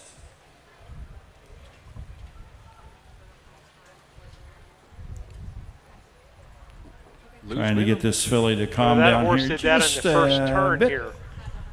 Get Lisa and the head track like that. photographers to get a picture here. She's not being very cooperative. Just turning circles around Roshan. Call it off. Jaquavian, one of our top young drivers. All right. Well, that was not the best winner circle picture of the year, was it? He's already picked up a couple driving wins here in just 3 starts. We only had 3 starts out of all 4 horses in that race. So that might be a little immaturity coming through, that the horse with the most starts gets the win, but still isn't quite used to the winner's circle. It takes some getting used to understand that you have to stop and pose, and people are around you in blankets. And not like the horses with 2 of the horses that we saw Tuesday night. Results of the third literally race now faced official. the Number 1, stop Lou's and Venom, faced. the winner. Number 2, Bilzar Dulu was third. Number 3, Durango's Adela was second. And number 4, Durango's Diamond finished fourth. First quarter was in 37-2. Half was in 1:11-3. 3 quarters, half was 1:13. Yeah, I'm sorry. Half was 1:13. 3 quarters in 1:50-1. The mile was in 2:26. Race checks down 1:32. 4 on the bottom. 2:26 for the trotting mile. Well, if too bad for Brady Schrock on that, as that finish killed him. He had a trifecta going on there, David. He ended up with 12 points. I ended up with my second trifecta in a row. And so moving out with a good lead with 48 points. So really happy with the end of that race, with how it finished there, as our young prognosticator. Oh, you mean with Jill beating the inside horse? Yeah. Oh, I follow you. That changed everything. Brady could have had 18 points there, and I could have had 12. I follow you. So I get 2 trifectas in a row. I've picked a winner 3 races in a row. You think you're Kyle Wilfong now, huh? Hey. When you're hot, you're hot, right? Yeah, I hope I do better on the finish than he did. Well, if I get 10 in a row, I'll call it a good day no matter what happens. Absolutely. As we go down here, 48 points for me, Brady with 32, and you with 31, Lisa with 20. She finally got in double figures that time and got the winner. So that's what we've got going on there. That's official on that finish there. And David, anything you want to follow up on?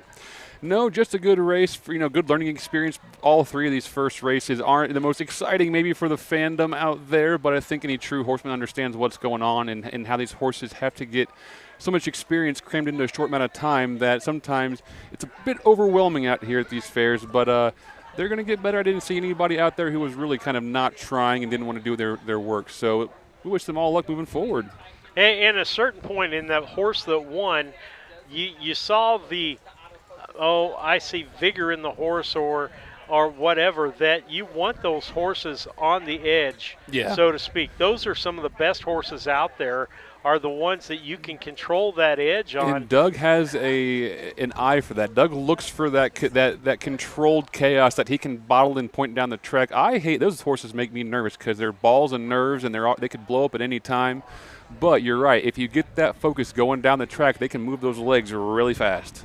Yeah, it's kind of like in baseball, the scout that's looking for that diamond in the rough. It sees all the tools there that just need to be You almost can't look at the data because the data is going to show you what the data shows you. You have to look through the data, right, and see, like you said, those keys. What are you looking for? What can you improve on? Everyone has their own training regimen and own things that they do better than others. So you got to find the fit. The right horse. With the right stable. the right trainer. I've seen claimed horses step up seconds just because they get better rigging or maybe they have better attitude. It could be anything. And we've seen it with a change of driver. I'm a huge, because I mean, think of coworkers. You have coworkers you get along with. You have coworkers that you tolerate and coworkers that you can't stand. And these horses and drivers are coworkers. And unfortunately, we don't have a huge plethora to choose from. Sometimes you gotta drive who's available. And not to say that anybody is a bad driver, but everyone has a different style, a different bit strength, a different aggressiveness, and it all comes into play for sure. Well, and and to bring this up, even in your own stable when your dad was alive, there were 3 of you there, and each one of you sometimes matched up with a horse and sometimes not. I remember being kids, and there'd be 4 of us out there between Butch and Doug and Dad and I, and we picked our horses, who we wanted to train kind of based on who you got along with, and that'd be the horse that you jog every day. You develop those connections, and especially with young fillies, but young horses in general. Geldings are kind of just docile. Geldings get along with everybody, but fillies or colts, they have to develop that trust. They're pack animals. They follow their leader, and if they trust you implicitly, they'll do your bidding for you. If not, they want to get away. So, putting that time in with the animal and finding the right fit for the animal can make a huge difference. Absolutely. As want to talk about Kerr Auction Company here, folks. If you haven't got online to look at the auctions they have coming up, they have several things coming up this next week, folks, on July 28th and the 29th. 2-ring tool sale on the 29th with another implement sale. That's going to have lots of different things, portable buildings, the storage containers that you see on ships that have been modified with doors and windows and things in it, and then the Scott Markert retirement sale. Tons of auctions, but you really need to go to kerrauction.com and take a look at each auction coming up and see the lots that are available there, David. Yeah, if you're one of our followers and fans, pull up that website, that app, whatever, and just scan it. They have so many different auctions, so many pieces of equipment, and shipping isn't impossible nowadays. So check out to see what they have. Maybe there's an auction that has a lot of stuff you're interested in. You can sneak out and go attend in person. But if not, That app is just really handy. Yeah, and I think I'll be watching it on some things on the 29th while we're down south. I want to see what the outcome is on the storage containers and some of those things. I mean, if you're looking for a she shed, this might be the option for you. And they've got one that's a trailer length long that has individual doors and compartments on that trailer length. Kind of like that camper over there you're saying? Yeah, kind of. Well, yeah, kind of like. But a storage container, huh? But a storage container that you could pull up. And actually, you can see the camper on the screen, so I was perfect that I referenced it. Yeah. But with that, go to Kerr Auction, download that as far as that's concerned. Want to thank all of our sponsors. We've got, want to thank our new sponsors. Chris Petmeyer up there in the Galesburg area. We mentioned her before. We've mentioned when we're up in the Knoxville races how much we appreciate her supporting us. I think she's an equestrian as well and has Tennessee walkers, so she's familiar with horse racing and horses for sure. And this is timely after that last race. After that, her neighbor, the Flacco family, who owned every horse in the last race. So we appreciate all of their support in the state of Illinois, not just Harness Tube. And then we'd love for you to send us a message on the backstretch and do that. So let's go ahead and let's handicap, David, race 4 here with the racing card. Yep. Brady and I went the same direction. You going 2-3-1 in this race, only a 3-horse field. I'm using the Lose Lottery. I saw the Lose Lottery come in a nice third-place finish at Springfield to a very fast mile by Go Chrome. I've had my eye on that horse ever since. So using that horse on top is a no-brainer. My second choice, a little too pricey. That's the Hocus Pocus and Focus little brother. So I like that horse second. My third choice, Lose Guardian for Oshun Trigg. Where are you guys at? I'm at the same place you and Brady are with that. Lisa went a little different, and she flip-flopped to 1 and 2.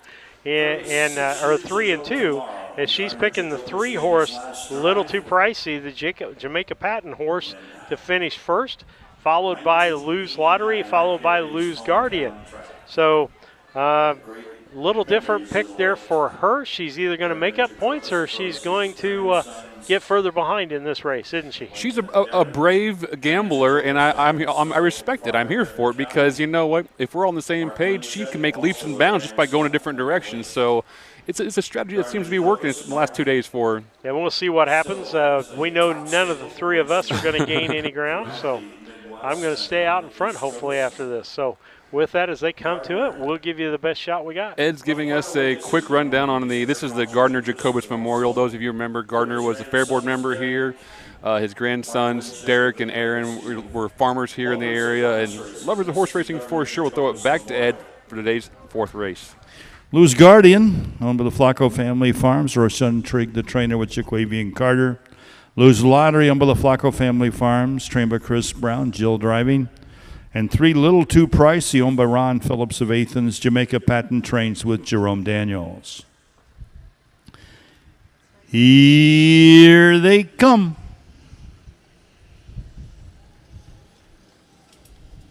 And it's a good start this time. And Jill Brown and Lose Lottery trots right out and gets the lead here. Leads by about 2.5. Little Too Pricey's away second. Jaquavian Carter, Lose Guardian third. Jaquavian looking for his 3rd win already here this afternoon. He's only about 6 off the leader.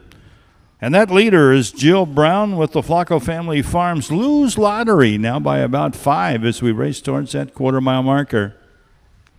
Back there second, Little Too Pricey. Then we got Lose Guardian off the quarter into the upper turn. A little more serious trotting here with the Colts. Quarter was in 35 2/5 of a second. 35 and 2. Lose Lottery, this is his 9th start of the year. He's got 5 seconds and 2/3. Looking for his first win.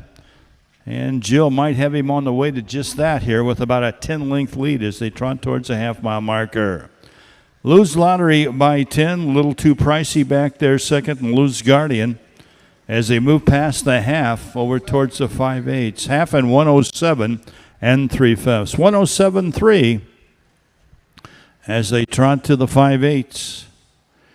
Lose Legacy gelding here from an Estes Caviar mare and Casino Royale, bred by the Flacco family farms. And he looks real steady going up the backstretch towards the 3/4 mile here for Jill Brown. Back there second, It's a little too pricey. Then we got Lose a Guardian. They go past the 3/4 and 141 flat, 3/4 and 141. Over to the 7/8 Smile they go. And Jill leads by about 7 still. Leads a little smaller than it was at the half, but she still leads by 7 as they turn for home. They got just a 16th to go, and Jill's going to win this with Lose Lottery. Lose Lottery, a little leg weary, but way on front here and wins it for Jill Brown. Home second will be a little too pricey. Then we've got Lose a Guardian home third.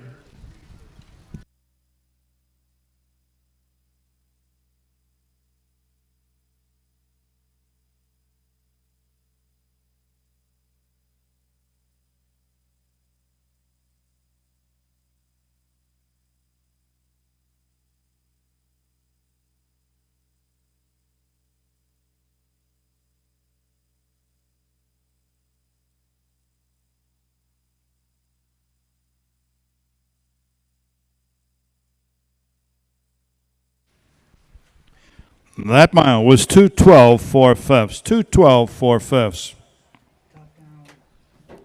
Pretty good trotting mile over this racetrack that's been rain-soaked. Track crew's done a nice job here.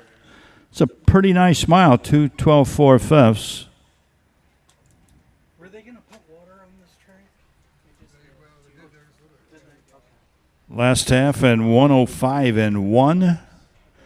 Last quarter and 31 and 4. Indicative that the track is getting better as Lose Lottery picks up his first career victory.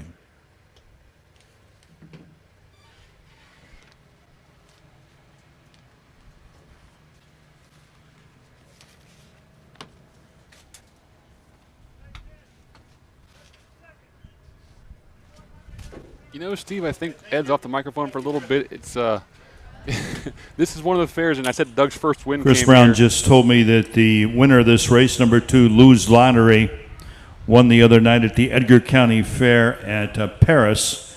So this is the second win. That Paris win not in your race program here.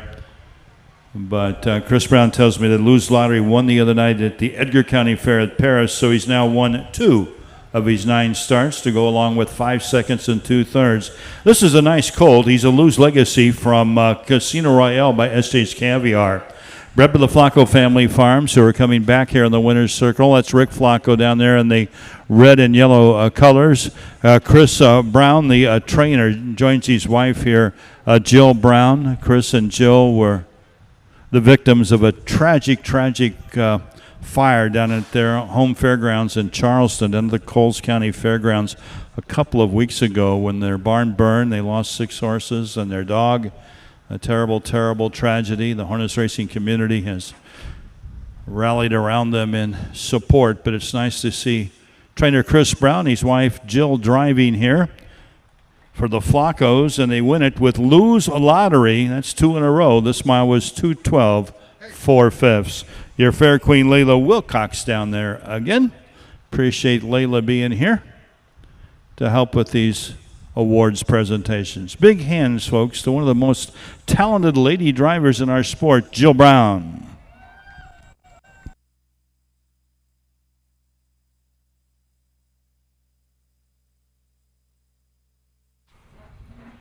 Results of the 4th race now official. Number 1, Lose Guardian finished second. The 2, Lose Lottery, the winner, and number 3, Little Too Pricey, was third. First quarter was in 35 and 2, the half in 107 and 3, 3/4 in 141, the mile 2:12 4/5. Race 4 checks from the top, 2-1-3 on the bottom. That trotting mile 2:12 4/5, and that was the Gardner Jacobus Memorial.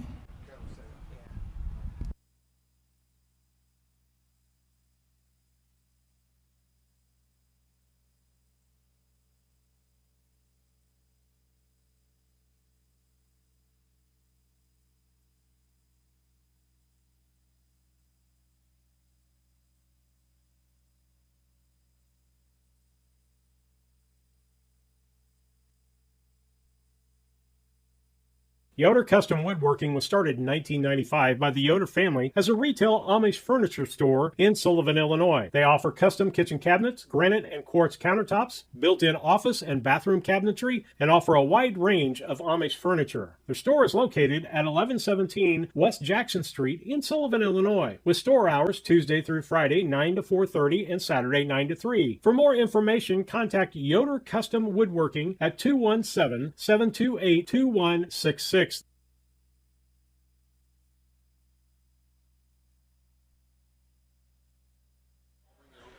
All right.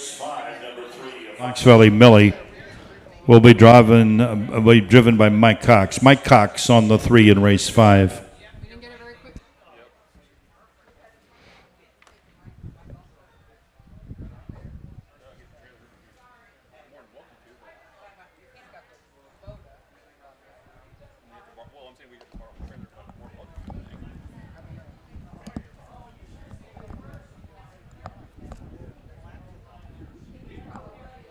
All right, David, we are up. I'm going to Cool. pull Ed down. We've been through our commercials. I If was you just finishing up with Lisa over there. She was saying how watching Doc walk from over the corner that direction, this is probably one of the fairs that it doesn't seem like it, but it's so tough to get from the barn area or spectator area down to the winner circle unless you're in the grandstand. But to cross that fence in the infield there's a snow fence, there's a chain link fence, there's a motocross track, there's parking on the infield. And navigating through all that way can be kind of tough at times to do it in a timely fashion, but good to see Doc making the effort to get out there in the winter circle to support his bred and owned winning racehorses. Absolutely, and you can advertise with us, folks, just like you've seen in the 30-second ads and the banner ads that we have out there, billboard ads. Just get in contact with David Brink, and he'll get you set up on that. We'll make the commercial for you, whatever. A full week of racing next week. If you'd like to get in on that, it'd be a good time to get involved, but you're going to have to hurry and get with him on that so you can be involved with next week's racing. As we take a look here, David, we're going to take a look at race number 5. Race 5. I went 3-2-1 in this race. Used Fox Valley Millie on top, the Mark Walker trainee. Picking up Mike Cox in the bike. That horse is fresh off a win. I think we all know the connections there.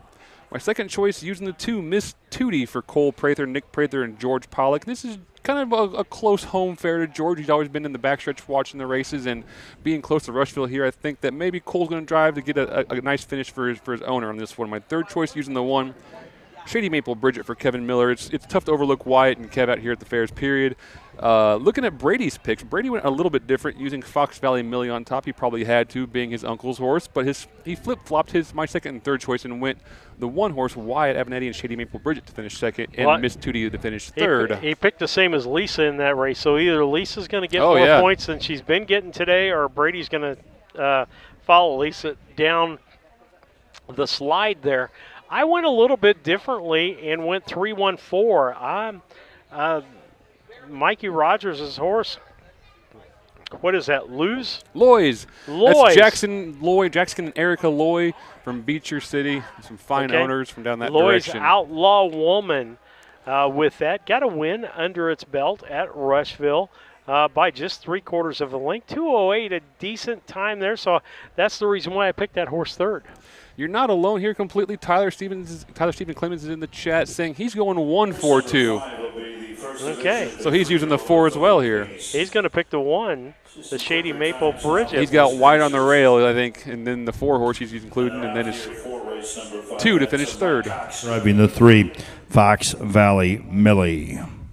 Fillies are out, race 5.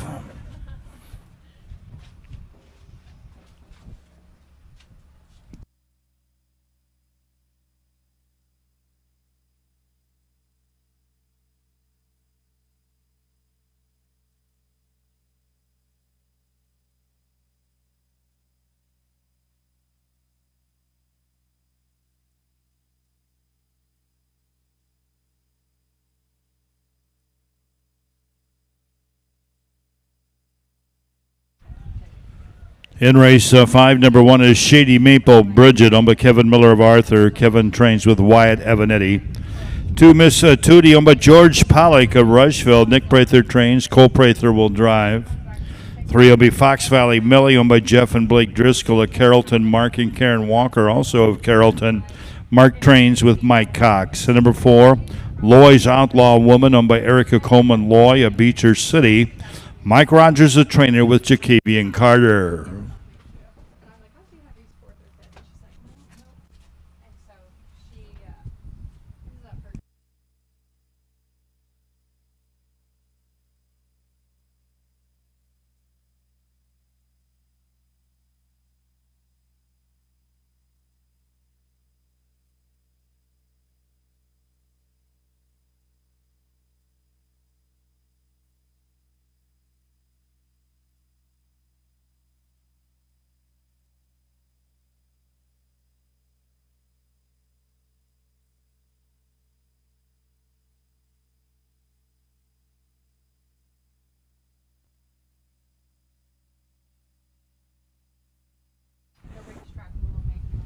Shady Maple Bridget, Miss Tootie, Fox Valley Millie, Loy's Outlaw Woman. Pretty talented field here. Are at the gate. The gate's on the move.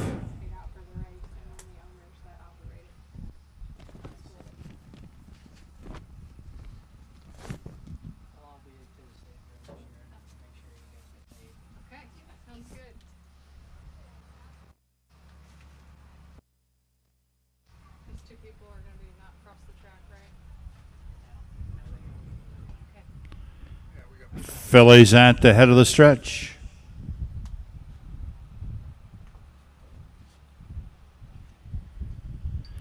Here they come. Good start here. It's the one, Shady Maple Bridget and Wyatt Evanetti, leading by a length and a half. Right there, second, Miss Tootie. Racing third, Fox Valley Millie and Loy's Outlaw Woman. So they swing around the first turn and head up the backstretch. The Captain Trevor filly, Shady Maple Bridget, leads by a length and a quarter. Miss Tootie right on her back there. Racing third is Fox Valley Millie. Then we got Loy's Outlaw Woman, all four in contention as they move single file past the quarter-mile marker. Into the upper turn. Up front it's still Shady Maple Bridget. She leads by a length and a quarter. Miss Tootie is still there second. Fox Valley Millie and Loy's Outlaw Woman.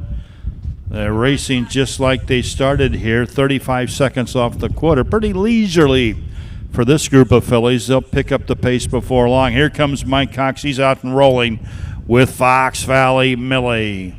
On the inside, Shady Maple Bridget. Fox Valley Millie off the slow half is only 3/4 of a length back now on the outside there. Second, Mrs. Tootie is getting a great trip right there in the pocket as they move over now around the 5/8 mile marker.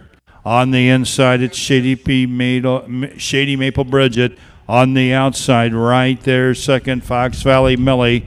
Miss Tootie right there, third, and fourth is Loy's Outlaw Woman.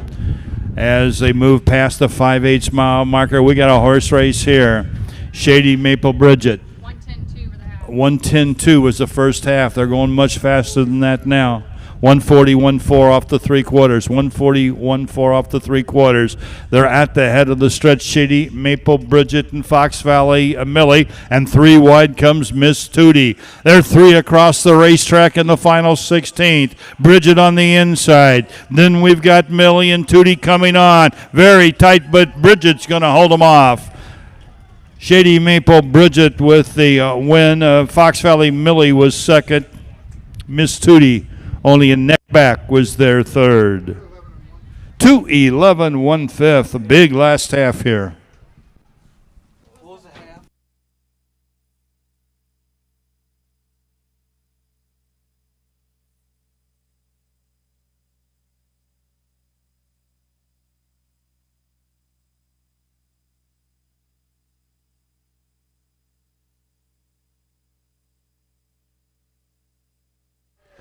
Wyatt Avenatti does it again. That's a common thing we say out here, I feel like, isn't it? Wyatt aboard Shady Maple Bridget for Kevin Miller, Arthur, Illinois. This 3-year-old Captain Trevor filly by Fat Fanny Annie, by Always a Virgin.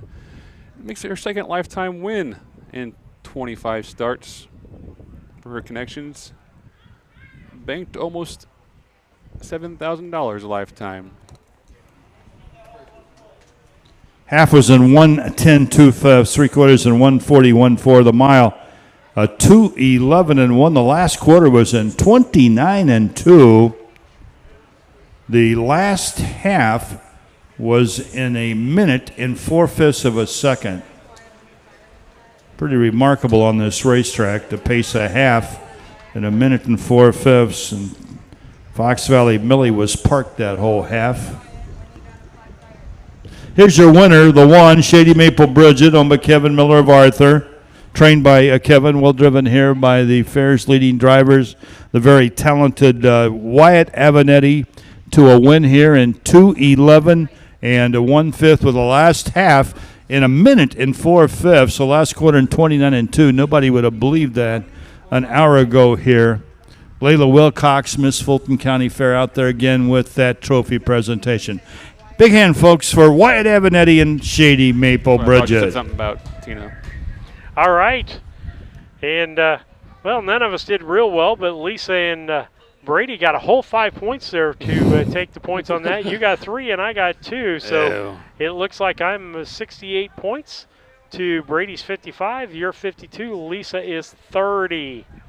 So she's going from first to worst from Tuesday to Thursday. And then you got those days in harness racing. And absolutely. The results of race 5 now official. Number 1, Shady Maple Bridget, the winner. Number 2, Miss Tootie was third. 3, Fox Valley Millie was second. And the 4, Loy's Outlaw Woman finished fourth. First quarter was in 35 seconds. The half in 1:10 2/5. 3/4 in 1:41 4. The mile was in 2:11 1/5 of a second. Race 5 checks from the top. 1, 3, 2, 4 on the bottom. 2:11 1/5 for that pacing mile. Second division for 3-year-old pacing fillies coming up next. Number 2, Frontier Fantasy, will now be driven by Mike Cox. Mike Cox on the 2. Okay, David, any thoughts on that race? Yeah, the last thought wasn't a tight photo finish like that. I want to commend Wyatt on the great job he did there. I was watching him.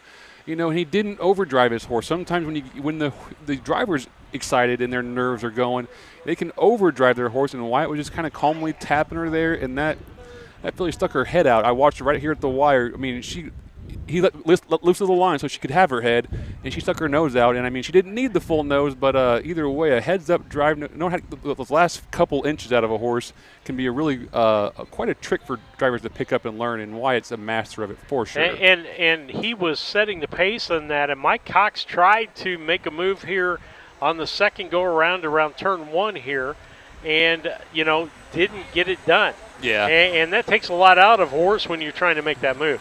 You know what?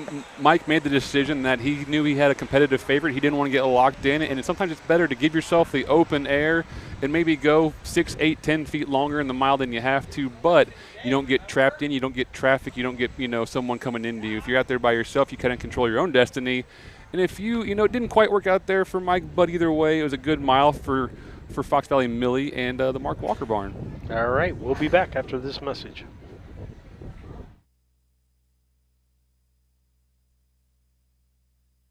Make plans now to attend the 27th Annual Illini Classic Yearling Sale, which takes place on Labor Day at the Illinois State Fairgrounds in Springfield. Once again this year, the catalog will offer not only a strong lineup of Illinois-conceived and foaled yearlings, but also an excellent supporting cast of colts and fillies eligible to other state-bred programs in the Midwest and on the Eastern Seaboard. It's the Illini Classic Yearling Sale, Monday, September 1st, beginning at 11 a.m. Central. As we come back, as we get ready, we want to thank Boggs Audio. We deal with him in a lot of fairs. Yeah, he's a good sound guy and a good friend of ours. We appreciate his support. And if you're in the Waverly area or Jacksonville area, give Boggs Audio a call.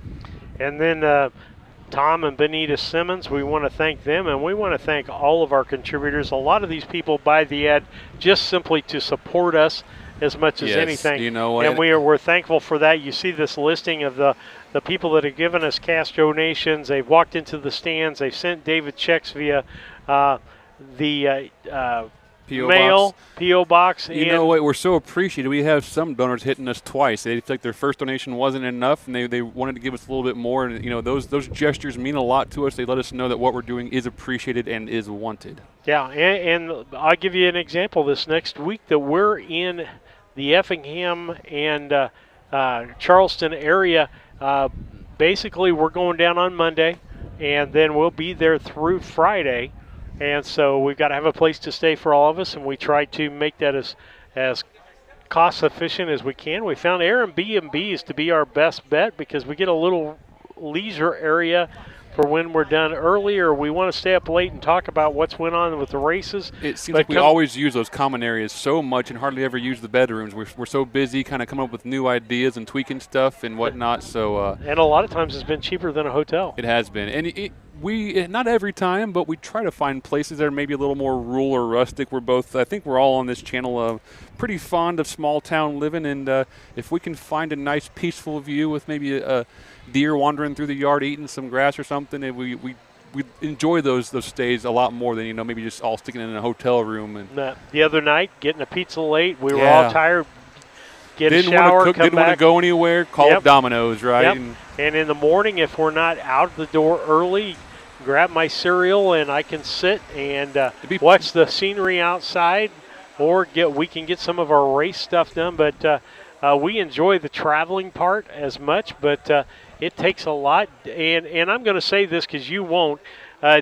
Lisa and I don't really sacrifice anything other than our time, and at our age, we, while there might not be a lot of it left, okay, but David's taken actual vacation time. His passion for this sport and his dedication to this sport runs that he takes his vacation time in order for this to happen. Occasionally, when we have rainouts, Lisa and I need to go by ourselves, and we're glad to do that because we don't want him burning 2 vacation days when we burnt one because of a rainout. And we appreciate what you're doing for the sport, David, and trying to further this sport. Well, we appreciate you guys' commitment. I couldn't be more thankful. We had started from one conversation Steve and I had, and I could just see his wheels turning when I was asking questions, and he knew what I was talking about. And they called me up and they wanted to kind of commit to helping me out, and now they're in love with it. They talk about races when we're not racing. They kind of are following horses when they're on Facebook and whatnot and asking good questions, and we're fortunate that they've fallen in love with this as much as we all are. And the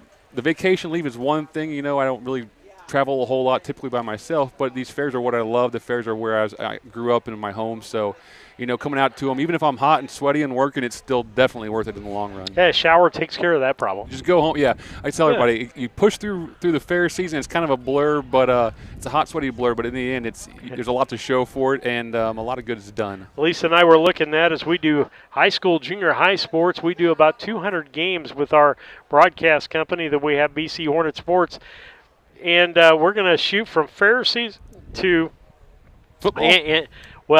Junior high baseball and softball before that even starts.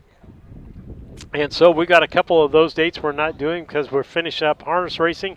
But then we get football, volleyball, and before you know it, junior high softball is over with. It's like a 5-6 week tough schedule. 4 and 5 games a week is what they play. We don't broadcast all those because I think it's ludicrous to play that many games in a week. But then we'll get into junior high basketball. David got a little involved in that of going and watching our Brown County 7th grade girls win a state last year. So fortunate, just one of those happened to work out that the one day you guys kind of needed a cameraman. I was available, and I shot over there and helped you guys and came back. We won, and for championship day, got a couple more wins, and to follow the Brown County Hornets, on that 7th grade championship. Last few games was quite an experience to see, the fandom kind of explode and support the girls, and did a great job. And, I got a taste for the fun aspect of what you guys do all year long. Absolutely, and thank goodness David does like what we do here, and Lisa does when we're out at the ball games. You try to get that fan flavor of what's going on there. You kind of got to watch that these days with the incident that happened more recently with the Kiss Cam. With the Kiss Cam and Coldplay concert, right? Yeah, and David got that. We found some fans that looked like they weren't really happy to be there. Their team wasn't doing well, and we got some comments back from our fans because they were on camera. But we like those things. Lisa usually gets and Jackie looks at the barn and the people here. a little scarcer here today. My thoughts are that the people watchers that are here are people watching anyway. So if you're visible, you're getting watched one way or the other, whether it be publicly per se or maybe just someone across the grandstand watching what you're doing. But we don't ever want to make anyone feel uncomfortable by any means. We want to show off, the experience of racing at the fairs, the experience of being at a fair, and kind of those small town value, community related type of things. So. Looks like, David, we're at 89 degrees here, but it's supposed to feel like 102. When I woke up at 8 o'clock, it was like 85 degrees at 8 a.m. I thought, I'm done looking at the weather for today. I'm just going to get through it, whatever it takes. And I've had three sodas and 2 waters so far over here on broadcast. And I don't know, you need waters or anything down there? Ladies? Okay. Okay. You need one, Mom? We're making sure everybody stays hydrated. The horses need to stay hydrated, and the water truck needs to stay hydrated as it gets backed up there to the hose. They got that right next to the track. As much rain as came through, I'm kind of scraping dust off myself over here in the grandstand. So, I can always say a little more water wouldn't hurt, but I'll let the track man decide what happens with that because all right, let's handicap this before we get too far gone here, and Ed starts talking. We'll have to quit when he starts talking. Race 6, looking at today's ISA 3-year-old filly pace, second division. I went on top with Wyatt off the rail, using Truly a Winner. That horse is too competitive at these fairs. My second choice, RK's Mac for young Jaquavian. Carter Fatman does a great job with this horse for MM&D Racing and Roshan Trigg, the trainer. My third choice, using Frontier Fantasy, Mike Cox picking up the drive for trainer Jamaica Patton.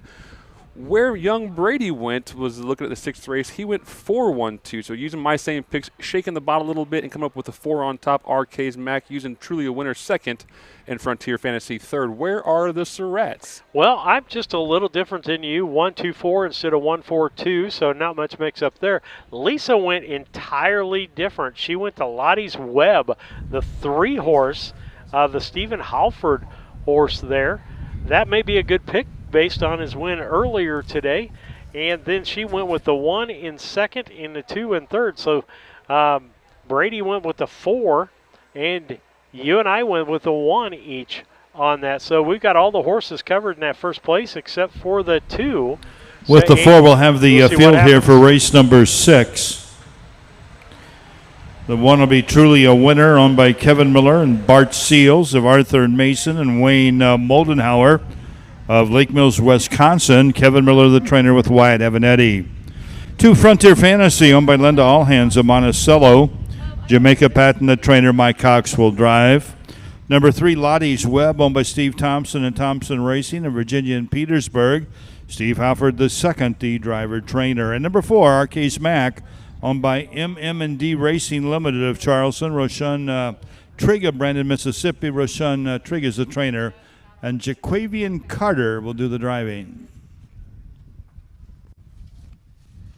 Second division for the 3-year-old Illinois-bred pacing fillies here. Another nice group.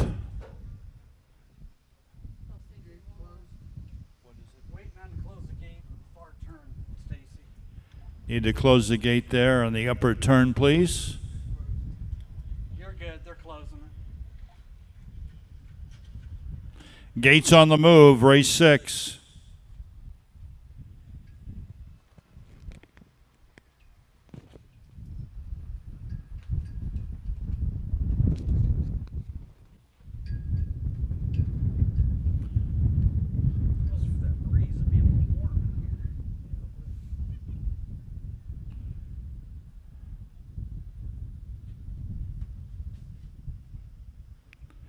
Illinois-bred 3-year-old pacing fillies, now just an 8th away. Race 6 in your program. Mike Cox driving the 2. 16th away, and here they come.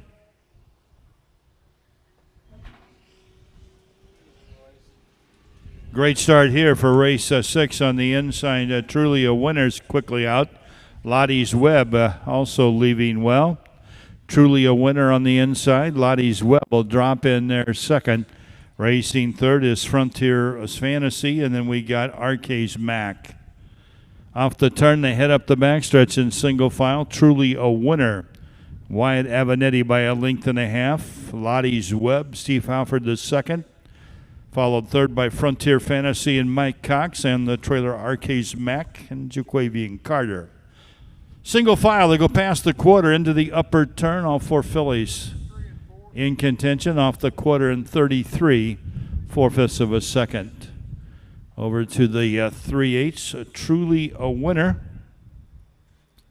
Leads by a length as Wyatt Avenatti goes for 2 in a row. Steve Halford is right there second with Lottie's Webb. Racing third, Frontier Fantasy. Then we get Arcades Mac. Single file past the half. They go over now to the 5/8 mile marker. The Some Stars Somewhere filly. Truly a winner was there in 105 and 2/5. 105 2/5. Truly a winner coming off a pair of seconds. Leads them here by a length and a quarter. Rolling up on the outside, here comes Mike Cox and Frontier Fantasy. They're only in half a length now and neck back with a quarter of a mile to go. On the inside, truly a winner. On the outside, Frontier Fantasy. And now Linda Allhands' Frontier Fantasy has made the front. Clears pretty easily there. Rolling up now on the outside, Arcades Mac said this isn't over yet. The 3/4 in 137. They got an eighth of a mile to go. Frontier Fantasy on the inside. Arcades Mac on the outside. Frontier Fantasy, Arcades Mac trying hard. Frontier Fantasy now draws clear. Mike Cox is going to win it with Frontier Fantasy by 3.5. Arcades Mac was home second. Tight there for third.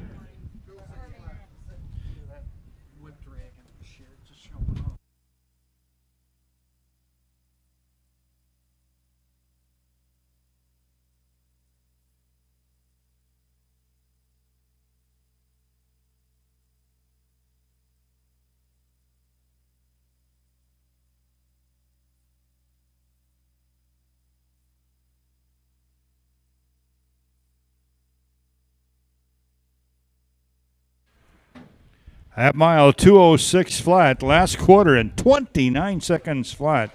Last half in a minute and 3/5.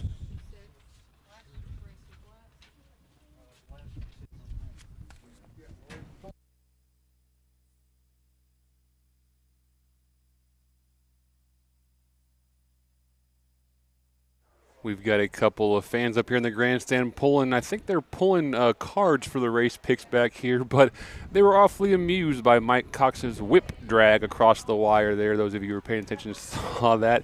He tucked his whip when he knew he had it wrapped up and turned it backwards and drug it behind him to kind of rib the other drivers, give him a nice, a friendly, ribbing, if you will. But the crowd back there was having some fun with it. Heard them laughing and having a good time back there.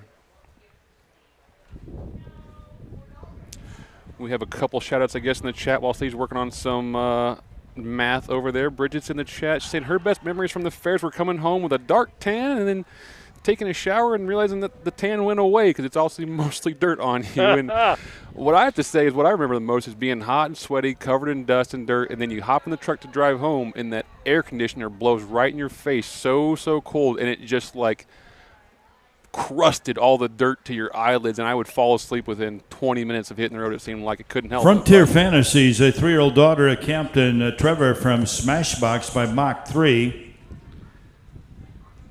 Bred by the Frontier Farms of Arthur, Illinois, owned by Monticello's Linda Allhands. This filly was a winner the other day at Paris in 2:06 and 1. So she's won 2 in a row now. That Paris win not in your program here this afternoon. She's won 2 in a row and 3 out of her last 5 starts. Owned by Linda Allhands, trained by Springfield's Jamaica Patton, well driven here by Mike Cox. Frontier Fantasy makes it 2 in a row. This mile in 2:06 flat. Last quarter in 29 seconds. Last half in a minute and 3/5. And Linda Allhands is out there with Sherry Boletovic and your fair queen Layla Wilcox for the winner circle presentation. Well driven here by Mike Cox. The Jamaica Patton barn, and Linda Allhands here from way over in Monticello, Illinois. She seldom misses her horses racing, and she's got a nice filly here in the Campton Trevor filly, Frontier Fantasy, as she makes it 2 in a row.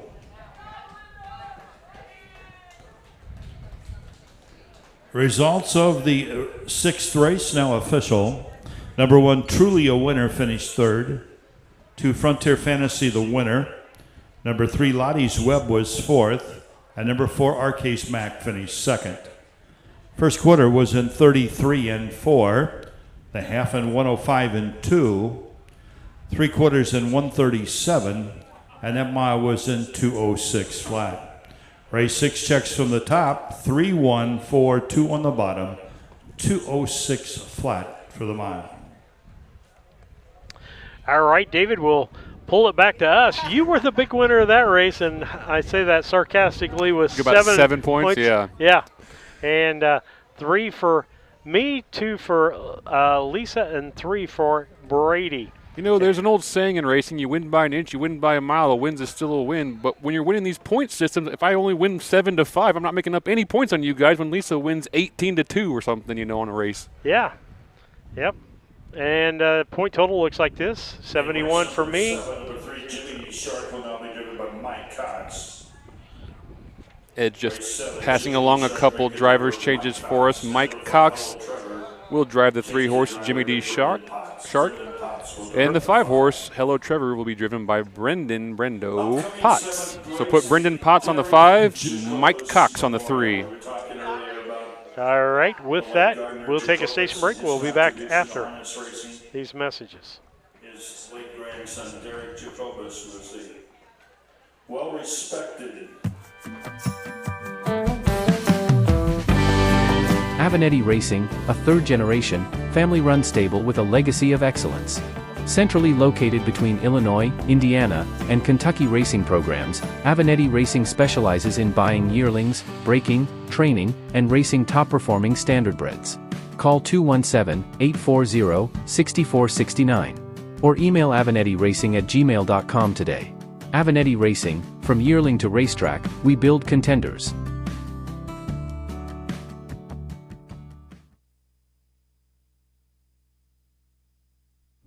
Avenatti Racing, I like that. They build contenders. They not only build horse contenders, but they build driving contenders Absolutely. and trainers. Yeah, I mean, you've got young Lane with a couple starts under his belt, too, and one of them will win at the amateur race last year at the State Fair. So, yeah, absolutely. Not only are Dave and Karen putting out top-quality horses, but top-quality horsemen as well. And I want to include Autumn, too. You know, as horse women, we'll say horse people. Or, you know. And the supporting cast, Emma, going to be part of that group. For sure. All right. And so with that, we want you to like or subscribe to the channel. We're about less than 50 away from 1,000. We'd love to get to 1,000 as far as that's concerned. As we get ready for race 2 here, or race 2, it seems like it's been forever. What race are we? 7. We're past halfway anyway, so yeah. we're in the down home slide. And comes with the down home stretch is we don't have any more horses warming up, or we have fewer horses warming up the rest of the card, so they should move them through hopefully a little bit quicker. All right, let's look at the handicapping. Sure. David, while we've got a minute. Race 7. Brady and I use both the same horses, shaking them up and going a little bit different directions. I'm using the 1 on top. He's a dark shark for Wyatt and Kev. Wyatt on the rail for Kevin. I mean, we can talk about it every race, it seems like, of how advantageous that is. My second choice, using Cole, I'll decide, for his father, Nick Prather in Windy City Farm. My third choice, using Jimmy D. Shark off a nice mile 2-start back to Rushville. Picking up Mike Cox in the bike. He's very familiar with this horse. I think that horse won at Paris, if I'm not mistaken. That might not be in your program, or maybe it was Urbana. I'd have to double check on that. But I'm using 1-4-3. Brady using the 4 on top with I'll Decide, liking Cole Prather.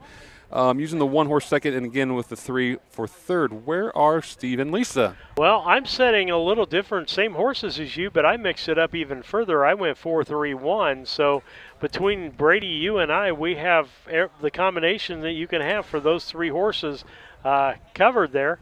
Lisa went 4-2-1. She felt sorry nobody had picked the 2-horse, I think. She should have looked at it and went 4.25 because the 5 didn't get picked by anybody to win or to place. So that's hers, the 4.21. And I think she likes Rashawn Trigg. I think Rashawn's been fairly hot. Good to see Trigg out here. I saw him in the winter a couple races ago. He's been down in Mississippi in his home in Brandon. He's got a nice farm down there. Rashawn's quite a man's man, quite a strong guy, but he's got a soft spot in his heart. He's a father of, I think, 5 daughters, if I'm not mistaken. Oh, wow. No bathroom. I think he needs a lot of bathrooms in his house. That might be why he comes up to race in Illinois all summer long, just kind of get a break from it. But, no, he's a proud papa. I think his oldest daughter went off to the military. I think she went through boot camp maybe a month back, and I want to thank her for her service. But it's good to see Roshan and the world-class team back up here in Illinois. Yeah, I had a friend that had 3 daughters. A wife and 3 daughters, and him, and 1 bathroom. Oh. Yeah, so needless to say, he built a shower for himself in the basement. Yep, I was going to say a basement shower. And the cornfield was right out behind the house. Okay? Enough said on that. Absolutely. I think all of us country folk have been there, and sometimes the back door's closer than the bathroom. Absolutely. in the country, potty trading's a little bit easier than it is in the Doug's city. got 2 young boys, and I live across the street from my brother, those of you who don't know. And I can look out the window sometimes and see his boys using the tree as a urinal, but it teaches them. It's exciting for them. It's fun, you know. They think it's exciting, and so – you know, they potty train themselves pretty quickly when you let them run around outside and pee on whatever they want. Really. Particularly out at the farm or wherever you take them. Young boys, they think it's fun, right? They just get a kick out of it. So it's a rite of passage. It is, something about it. So as we get ready I don't know if did we talk about Tyler's picks in this? We'll go ahead and throw him up on the screen. 1-3-5 here. Also using He's a Dark Shark. He likes Jimmy coming up second, but his third choice, he was picking up that 5 horse that you mentioned, Hello Trevor, for Carol Cox and Mikey Rogers. Getting Brendo Potts in the bike, so we'll see how he can handle this 3-year-old gelding by Captain Trevor. And so we're just waiting for them to get ready to race here. It seems like we got plenty of time between races today. Yeah, I'm not sure what's going on with that, but we'll give a shout out here. We had Rachel Taylor in the chat say she loves it because she's able to watch her daughter with Jill when they're hours from home. Appreciate it so much, and we appreciate you tuning in. You know, that's the idea. We don't ever want to take anyone out of the grandstand. In fact, we want you to join us in the grandstand. We have a fun time when we see our fans out and about and get to chat with them in person. So, but if there's some reason you can't make it, if you have to work, if it's a far drive, if it's a hot day, what have you, if you're out of the state, we'd love to have you join us online. And so many horsemen, and being able to view these races and get that experience have expressed their appreciation, and we're just thrilled for it. Well, if you're watching today, shoot us a picture of your surroundings. Yeah, your watch area. Know, hey. Are you watching from the barn? Are you watching from the recliner? Or Lane Evanetti from the pool? I thought he was banned, wasn't he? He's been banned from sending pictures, but that probably won't stop him. No, the last one he sent in was with Paris when he was trying to get there in time, and he was driving in the truck watching on his screen. Yep. On the track, number 1, He's a Dark Shark, owned by Kevin Miller and Brian Lohman of Arthur and Champaign. Kevin Miller, the trainer with Wyatt Avanetti. 2, Western Trevor, owned by Ed Thomas of Pulaski, Mississippi. Roshan Trigg trains with Jaquavian Carter. 3, Jimmy D. Shark, owned by David Williams of Byram, Mississippi. Jamaica Patton trains with Mike Cox driving. 4 is I'll Decide, owned by the Windy City Farm of Marengo. Nick Prather trains with Cole Prather driving. And number 5, Hello Trevor, owned by Carol Cox of Huntsville. Mike Rogers trains with Brendan Potts now driving. 5 Illinois bred, 3-year-old pacing colts and geldings in the Derek Jacobus Memorial. And TV just mentioned Derek there. We talked about his grandfather, Gardner Jacobus, a couple races back. Derek, I remember when he first kind of got back into the sport, he had fond memories as a child with his grandfather. But he had his horses with us. We had AJ's Blair Bear for him back, years ago. And he was a very eager, excited young owner. Unfortunately, cancer took him from us a little too early. But either way, he was quite an impact in his short time in the sport. And we miss him today, and we wish these horses success in the Derek Jacobus Memorial. Fields an 8th away.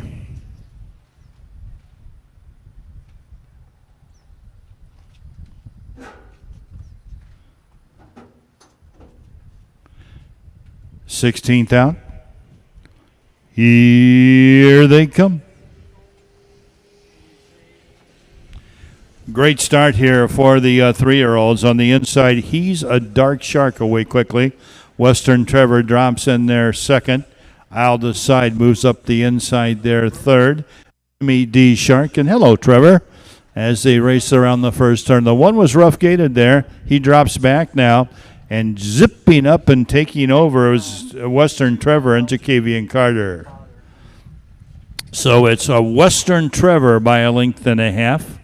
Taking over second is Aldous Side after the miscue. He's a Dark Shark is back there third. Jimmy D. Shark and Hello Trevor. 31-4 off the quarter. A little quicker first quarter than we've been seeing. 31-4. Over to the 3/8 mile marker. It's Western Trevor, the most seasoned pacer in the field. He leads by a length and a half. Aldous Side is there a second for Cole Prather. Racing third is He's a Dark Shark, followed by Jimmy D. Shark and Hello Trevor. They move past the half in 1:02 and 1/5 of a second, by far the fastest first half we've seen today. 1:01 and 2, and they swing now over to the 5/8. He's a Western Trevor on the inside. On the outside, it's Aldous Side. Western Trevor by a head. Aldous Side on the outside's right there second. He's a Dark Sharks back in contention third. Then we've got Jimmy D. Shark and Hello Trevor. They're in the final turn.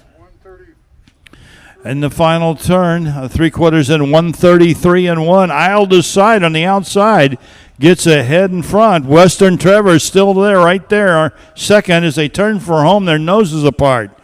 Western Trevor on the inside. Aldous Side on the outside. Western Trevor, Aldous Side. Aldous Side and Western Trevor. Aldous Side on the outside. Western Trevor on the inside. Aldous Side by a neck. Western Trevor was second. Jimmy D. Shark. He's a Dark Shark and Hello Trevor.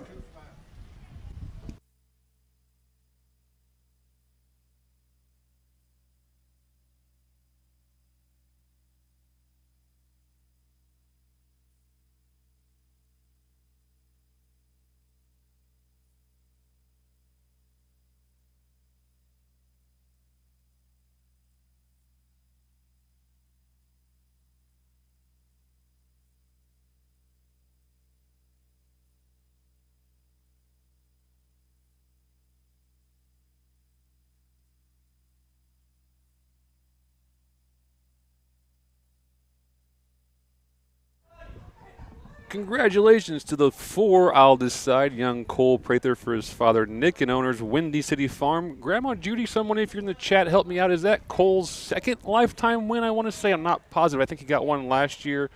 I don't see any on his card yet this year. I think that's maybe his second lifetime win, maybe third or fourth. I'd have to double check that. But either way, the young driver picking up a big win at a local track. Cole went to Rushville High School just down the road a few miles, and I see it looks like maybe it's mom or somebody getting on the bike with him to come back over here to the winner circle. But either way, the connection is there. That horse is off a win at Petersburg, winning here again at Lewiston. Just can't say enough about the connections and the job they did here, and congratulations to everybody, especially Aldous Side. Still waiting on that final time for you. I haven't heard it from Ed, but we'll get it put up on the screen as soon as we get it passed along to us.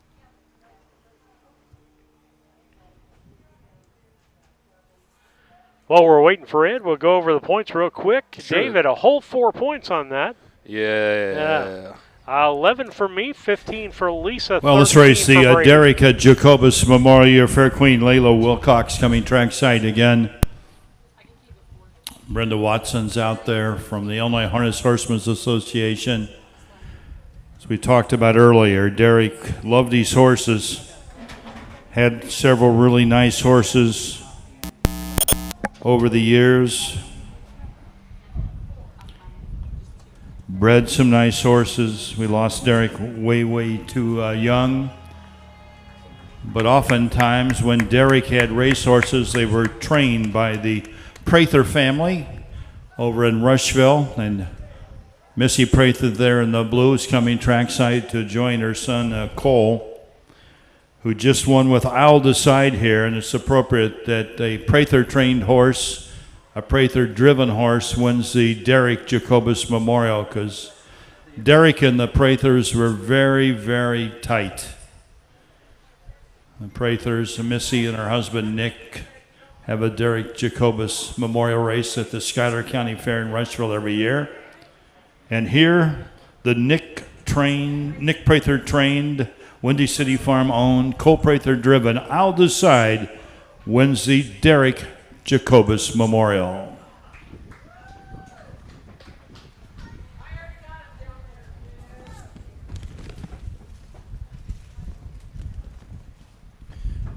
Results of the race now official.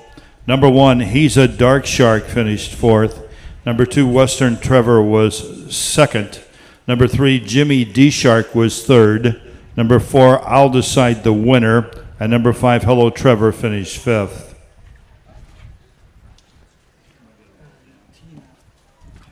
Fractions were 31 and 4, 101 and 2.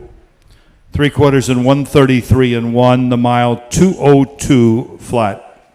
Checks down 423, 1-5 on the bottom.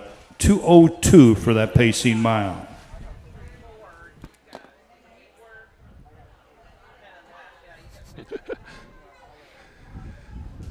I don't think Ed could say any more about the connection between the Prather family and Derek Jacobus, especially those young boys. Connor and Cole grew up, kind of remember Derek being in their barn and being a prominent owner in their stable. Couldn't be more appropriate to have that, those connections win this race and in the orange colors, and just, love seeing those stories kind of unfold this way. And again, it's fun to see the young guys picking up the baton and moving forward there in the Prather barn. Absolutely. We had Dell in the chat just commenting on don't see that color of blanket very often. Well, Dell, the orange colors not only are the Prather stables, but Gardner Jacobus and Derek both use those orange colors when they were racing. I remember having plenty of orange harnesses hanging in the A. Bowen barn for Derek's horses, and they fit in with our barn because, Dad's colors being green and orange and yellow kind of worked. But either way, I like seeing the orange out there. It kind of stands out. A lot of quality horses in that last race, and really it was up for grabs. And for reflected anybody. in that time, too. It's by far the fastest mile of the day. It just shows the class that we had in that race. Yeah, absolutely. One of those fun races to watch clear up until the end. Gotta love those. And we had Grandma Judy in the chat confirming that's pretty sure that was Cole's second lifetime win. So we talk about early wins coming at memorable moments and memorable fairs and memorable memorial races. These are just special memories out here. Okay. All right, as we get ready, we'll take a station break. We'll be right back. Sounds good.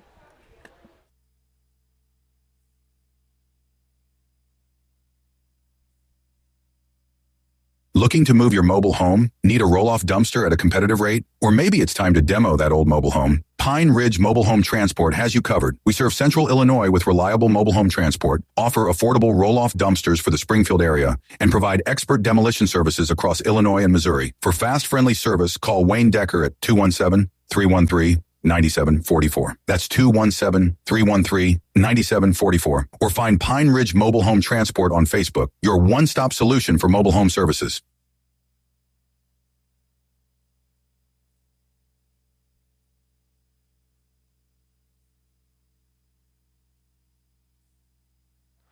As we come back to you, we want to thank Illinois Standardbred Association. If those of you that don't know, the associations in Illinois this year joined together as one association because they could do more as one group as they could have several groups and smaller groups. The Downstate Classic, want to talk about that. The 3-year-old was at the Macon County Fair, 2-year-olds at the Brown County Fair. About $100,000 worth of prize money going to be at those races. And then we'd love to hear from you from the backstretch of what's going on and what your favorite things are. Favorite non-traditional fair thing? Is it the tough truck or is it the junk autocross, combine derby pageant, as in a dog pageant? What would be your favorite thing of non-traditional fair events that you would like to see at an event? And so we'd like to see those. How can you do that? Easiest way is to chat with us on the YouTube. We've got lots of people we interact with. Tyler Clemens is one of the people out there, but Lane Avanetti, a lot of people. Prathers are with us. Pebbles is with us. Lots of different people that are out here all the time shooting us messages, and we love the interaction from the fans. So please do that as far as that's concerned. And so we're glad to have you on board and a part of the broadcast as we get ready for race number 8. Race number 8, we'll do a little handicapping here with David gone. We'll go ahead and give my picks. Lisa and I and Brady all went 2-1-3. 2-1-3 in this race 8. 2 is Tustiaton. Jerome Daniels trained and driven horse. I don't believe there's any driver changes. We will let you know if there is. 2, and then the 1, Goldie's Louise, Rashawn Trigg horse, Jaquavian Carter, the driver there. Nice looking horse. And then the next horse is, was she name? I hope that's the correct name on that. Another Roshan Trigg horse. Jaquavian can't drive 2 horses, though, so there will be a driver change in this particular race. We'll see if we can tell who is in the other driver's bike there for Roshan Trigg. And so we'll watch them as they come around here, getting ready. Maybe we can figure out who it is before Ed even announces it.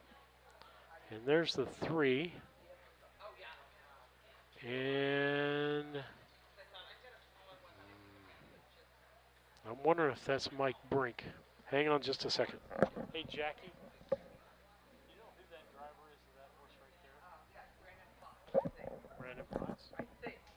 Sounds right. Brandon Potts, probably, on that horse. We'll take a look here in a minute to see if that's who is on that horse, and we'll get that changed on the card for you as we are getting ready to go here. Let's see, the difference changes. David picked a 1-2-3. 1-2-3 is how he picked it. He picked Goldie's Louise for first, second Tustiaton, and how do you say that last one, David? Was she name? Was she name? Yeah. Okay. And I'm not sure who's driving that. We thought that might be Brandon Potts on that horse. Is he on the 3? Yeah, on the 3, possibly. Is it a trotter? It is a trotter. Well, is the one on the track a trotter? Is you warming one up for somebody? I don't know. I saw him go by when I came to the bathroom, so I know he's out. He was on the track. Here he comes. He's coming around. Looks like a pacer from here. Might be one of the IHHA Open pacers, but. Okay. Well, we'll got a 3 on the backstretch. There's JJ. JJ Jerome. It's JJ and Quajavian and Jaquavian. They're both out there. They're both out there. Well, yeah, they're both out there. So I got that mixed up. I just glanced at the last name. Tyler Clemens is in the chat saying we need to have a David's Corner where I interview people backstage on the backside before the races. And Tyler, I love that idea, man. We tried doing something small last year. I got a camera, ran through the barn area, and just got some B-roll footage. You know what? If we planned maybe on Mount Sterling, maybe on the big day, we could go on air live early, and we'll maybe shoot a wireless camera or something. If we plan on it, if our fans would be interested in seeing that, drop us a like or a comment in the chat, send me a text or an email.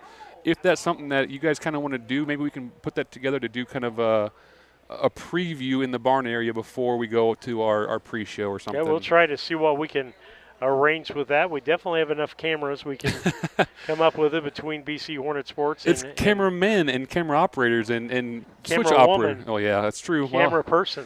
We overworked them so much, I feel like I need to go over and do some of it. But either way, I think we can probably do something along those lines. I'm not sure if and when I get ready to leave, I'm probably just going to have you slide over because it's easier for you to do this job and that job. Yeah, I have to sit over there. I have to run your computer. You do. So I figured that. Yep. So as we get going, a little overcast today, which I think is keeping it from being worse than it could be because it's supposed to rain, David. We're supposed to get some more rain here in Central Illinois. This is the 3-year-old filly trot in the Illinois Standardbred Association. One is Goldie's Louise, number the Flacco family farms, and Roshun Trigg, trainer with Vivian Carter. Number 2 is Tustiata, number Jerome Daniels of Springfield. Jerome trains and drives. And number 3 is Owashi's Name, owned by Roshun Trigg. Roshun trains with Javian Carter driving.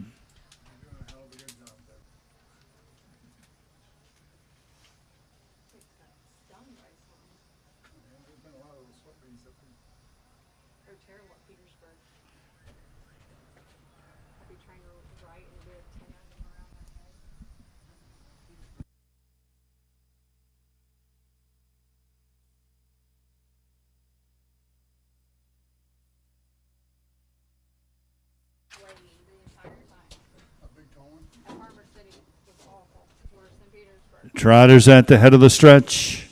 Like if someone would move in the stand, the whole stand would move. 3's off the gate, but I don't think. Here they come.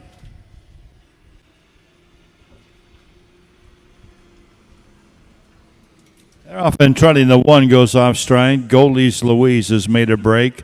Tustiatan the leader. The 2 Tustiatan's the leader. Goldie's Louise is still off stride with a slow start. Owashi's Name is the trailer. As these 3-year-old filly trotters move around the first turn, it's all Tustiatan and Jerome Daniels with that big lead. It's a Sutton filly, owned, trained, and driven by Springfield's Jerome Daniels. They got a huge, dominant lead here as she trots past the quarter-mile marker. Off stride again, second is Goldie's Louise. She's second, but off stride. First quarter was in 34 3/5. Trailer is Tustiatan. But up front, the big leader here is Tustiatan. I don't know if you said it, but the quarter was 34-3. Yeah, quarter was 34-3, and Tustiatan now jogs past the half-mile mark with that huge lead here. Back here, second, still off stride, Goldie's Louise. She's made another break. And then we got Owashi Name trailing here in race 8.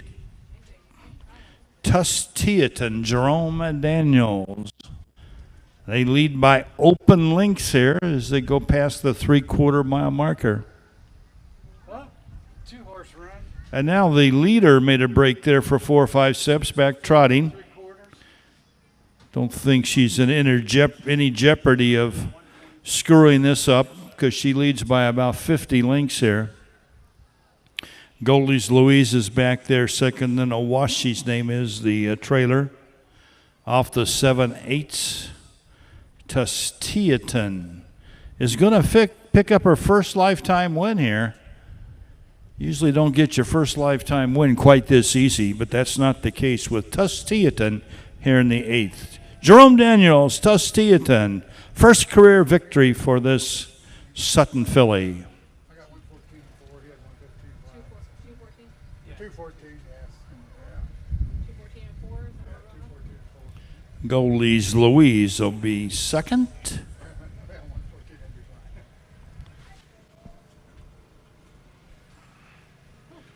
And then we'll have Owashi's Name here in race number 8.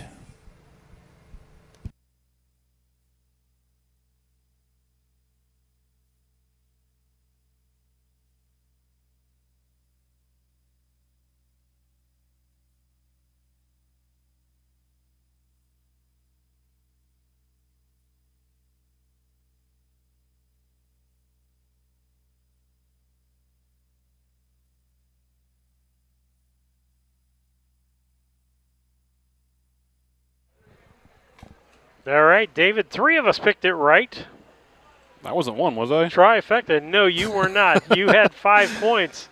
And so the points are kind of looking like this. I've got 100, but sneaking into second spot there, Brady with 89 At mile points. 214, 4/5. 214, 4/5. 34-3, 107-3, 142, 214, 4. Easy, Teef. He's going through those times so fast I can't write them down. 1-0.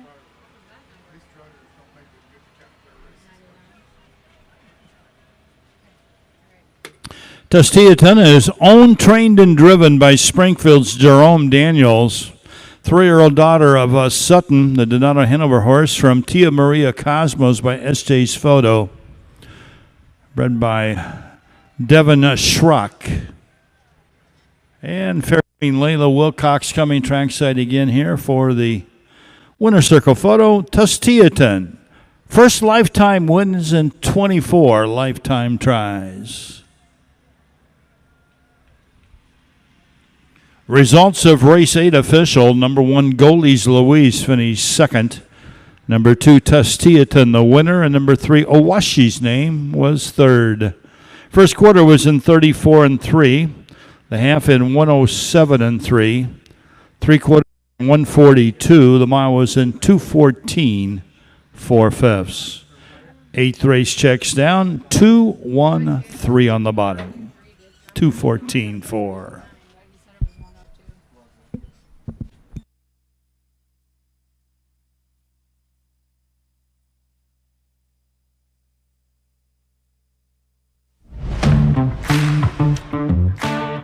Kerr Auction is your trusted source for ag equipment, attachments, construction gear, trucks, trailers, and hard-to-find parts. With live and online auctions at kerrauction.com, you can bid from anywhere, field, job site, or front porch. From big equipment to small parts. If you need it, Kerr Auction has it. Don't miss your next deal. Check out kerrauction.com today. Kerr Auction, built for the working world. Back with you on Harness Tube as we get ready to go here with race. What are we? Race 9. 9. 9. Well, somebody stapled over my numbers here, so I can't. Keep blaming the stapler, would you? Yeah. Well, it was a female stapler. I wasn't even about to go there that far. Nice two-legged filly. I thought you were handicapping. I wasn't paying. Yeah, that's awesome. Kudos for that one. Get it in harness racing kind of mode any way you can as we get ready for race 9 here as we go through the handicapping of this race. Yeah, I think this should be pretty easy. I can knock it out, both of us together, because Brady and I both use 4-1-3 in this race, using one trip chip on top. Hopes de V for Wyatt and Roshan, and our third choice, Winning T-Bone. All three of these horses are capable of winning. All have shown they can, but I had to use the 4 on top. Jerome Daniels on the 3 and number 4 one trip chip. Change the driver to Mike Cox. Mike Cox drives the 4.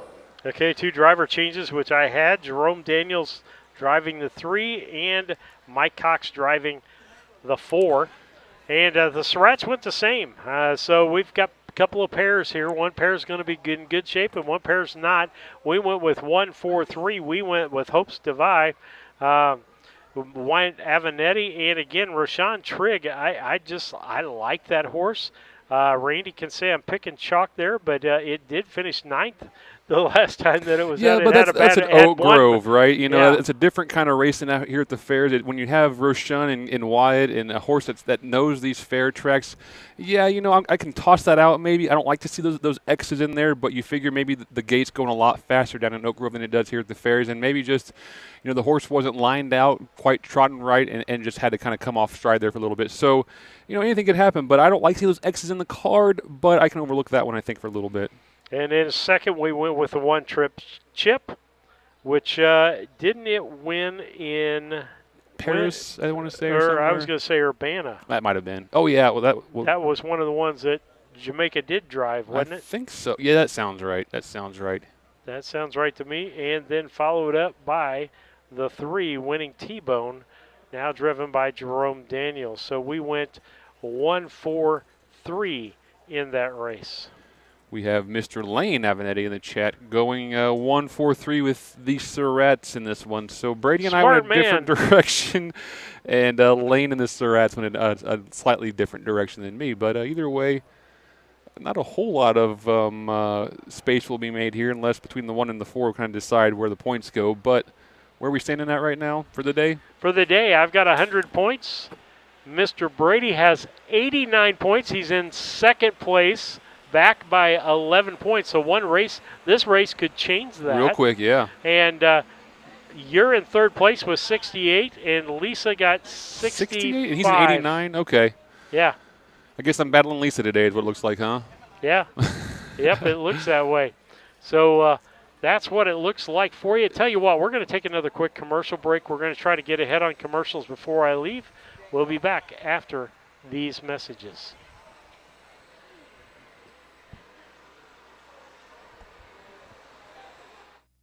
Yoder Custom Woodworking was started in 1995 by the Yoder family as a retail Amish furniture store in Sullivan, Illinois. They offer custom kitchen cabinets, granite and quartz countertops, built-in office and bathroom cabinetry, and offer a wide range of Amish furniture. Their store is located at 1117 West Jackson Street in Sullivan, Illinois, with store hours Tuesday through Friday 9 to 4:30 and Saturday 9 to 3. For more information, contact Yoder Custom Woodworking at 217-728-2166.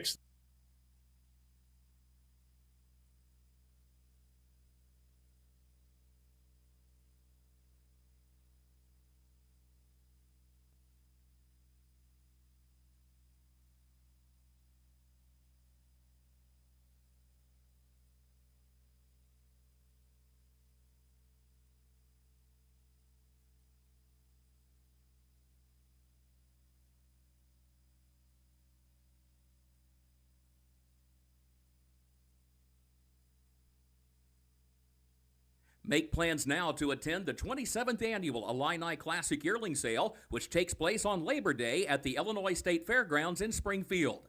Once again this year, the catalog will offer not only a strong lineup of Illinois conceived and foaled yearlings, but also an excellent supporting cast of colts and fillies eligible to other state-bred programs in the Midwest and on the Eastern Seaboard. It's the Illini Classic Yearling Sale, Monday, September 1st, beginning at 11 a.m. Central.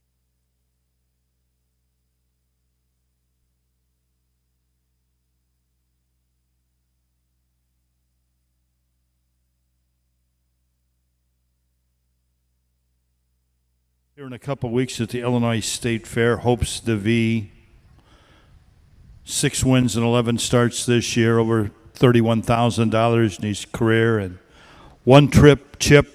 He's a 5-time winner. He's been first or second 5 or 6 starts this year.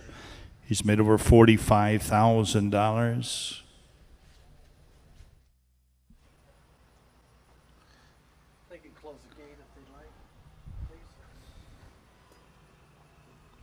They're joined here by Frontier Duke and winning T-Bone. Jerome Daniels on the 3, Mike Cox on the 4.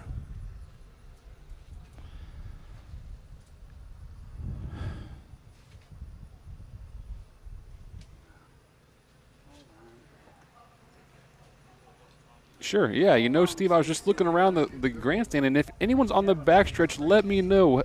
I'm missing a familiar face from the Lewistown fair here in Fulton County. Maybe he's back there with the horsemen. But if anyone's seen Todd Pudick, let me know if he's hanging around somewhere. Todd shod for us for years in the Abe Owen stable. He shot up in Cambridge and Carrollton. I know a lot of guys use him.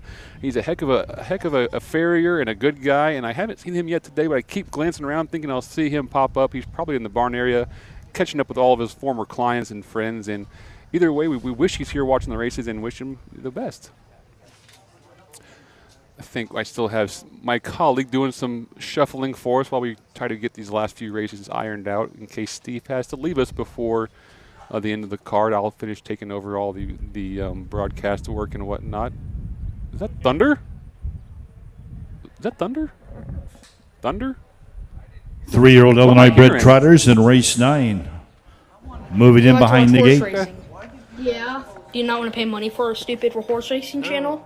Hang on. How did I get there? Are you sadly allergic to horses and you can't see them? Let it run. Yeah. Well, we're at the introducing gate, though, aren't we? Harness Tube, established 2023. I'll bring us down then. Yeah. Hopes to V, Frontier Duke, winning T-Bone, 1 trip chip.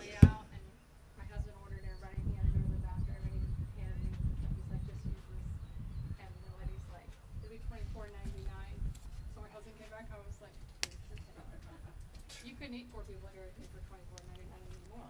But you could then. The guy that died with his kids, he ran a good shop. 16th out.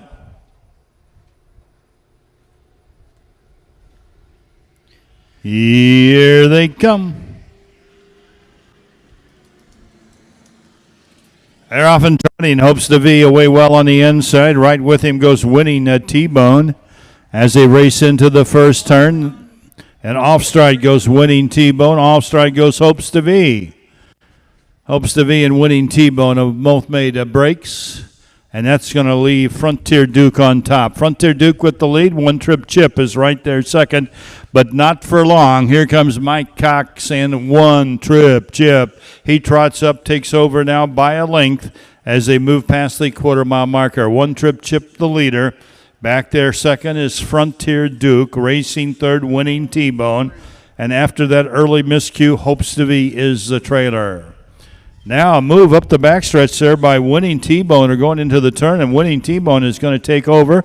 Winning T-Bone, another one from the Jamaica Patent Stable, has taken over by a length. The quarter was in 34-3, pretty leisurely for these 3-year-old trotters. It's Winning T-Bone now by 4, by 5.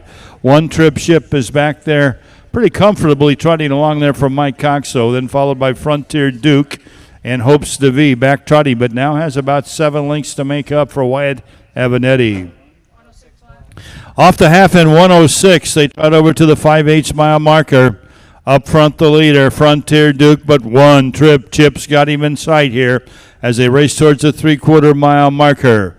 Winning T-Bone leads by a dwindling length, and here comes One Trip Chip to the outside from Mike Cox with a 1/4 mile to go. Winning T-Bone on the inside. One Trip Chip now gets a nose in front. Winning T-Bone tough along the rail. One Trip Chip on the outside. Just a little over an 1/8 of a mile to go. The 3/4 in 1:38. Now One Trip Chip has found another gear. He leads by a half, 3 parts, and now by a length. One Trip Chip has made the front. Winning T-Bone on the inside.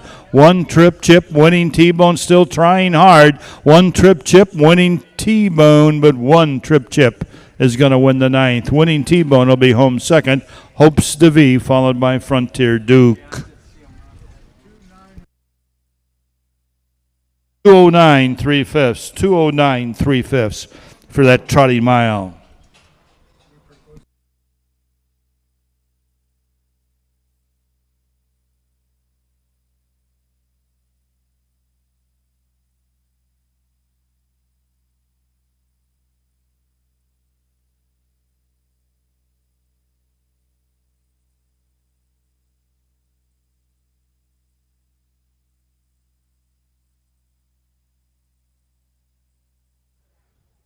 Steve, while you're doing some input data entry over there, I'll make the comment that I understand why Jamaica was picking off all these horses today. He knew he had some live mounts in the card and a couple potential winners, and really working to get that last win at home at the Springfield Mile there at the State Fairgrounds. But either way, I think Mike Cox is getting the benefit of those drives on Jamaica's behalf, but both finishing 1-2 there with Jerome going second. Bridget Wation, congratulations to the connections in the chat. I'll get that up going here pretty soon. Mike and Sherry, congratulations. Kenya's in the chat, throwing up some hearts and some love. We love seeing those. Pebbles is up there, throwing up some hearts. We thank you all for following along. And that mile was a 209 3/5. One Trip Chip picks up his 3rd win in 7 tries this year. He's been first or second in 6 of his 7 starts.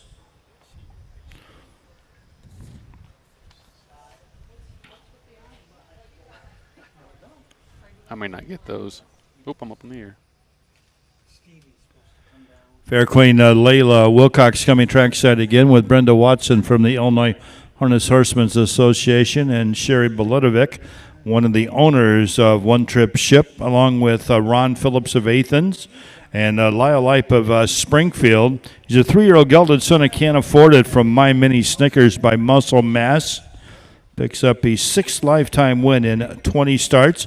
Trained by Springfield's Jamaica Patent, well driven here by Mike Cox. Sherry Beledovic, your fair queen, down there in the winner's circle with one trip chip. Results of race 9 now official. Number 1, Hopes to V was third. Number 2, Frontier Duke finished fourth. 3, Winning T-Bone in a nice effort was second. Number 4, One Trip Chip, the winner. First quarter was in 34 and 3. The half in 106. 3 quarters in 138 and a fifth. The mile 209 3/5 of a second. Race 9 checks from the top. 3, 4, 2, 1 on the bottom.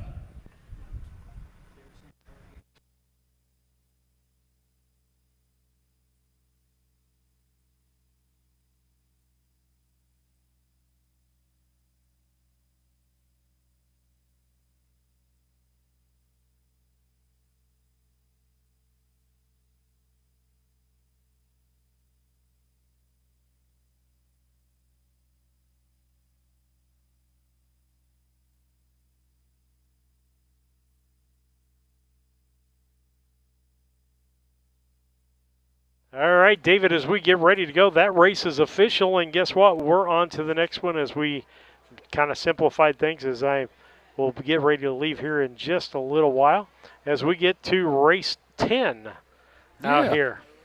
And let's see, what's race 10 look like? Race 10 is a 2- and 3-year-old open right here. We got a 5-horse field going for a purse of $1,000. You want to handicap them? Yeah, if everybody picked the 4. I was going to say, everybody. Brady and I, again, are thinking alike here. We're using 4, 1, 3 into the 10th race. Using Fun King on top. I had a nice chat with Tanner Saltzgaver over at Urbana, a fine young trainer coming into his own.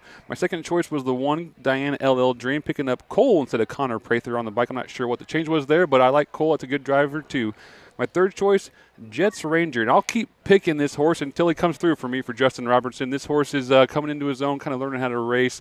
Justin's a fine young horseman, a good guy, too, from up in the Galesburg area, and I wish he'd come through for third here, and that's Brady kind of agreed with me there. So where are these Surratt's at?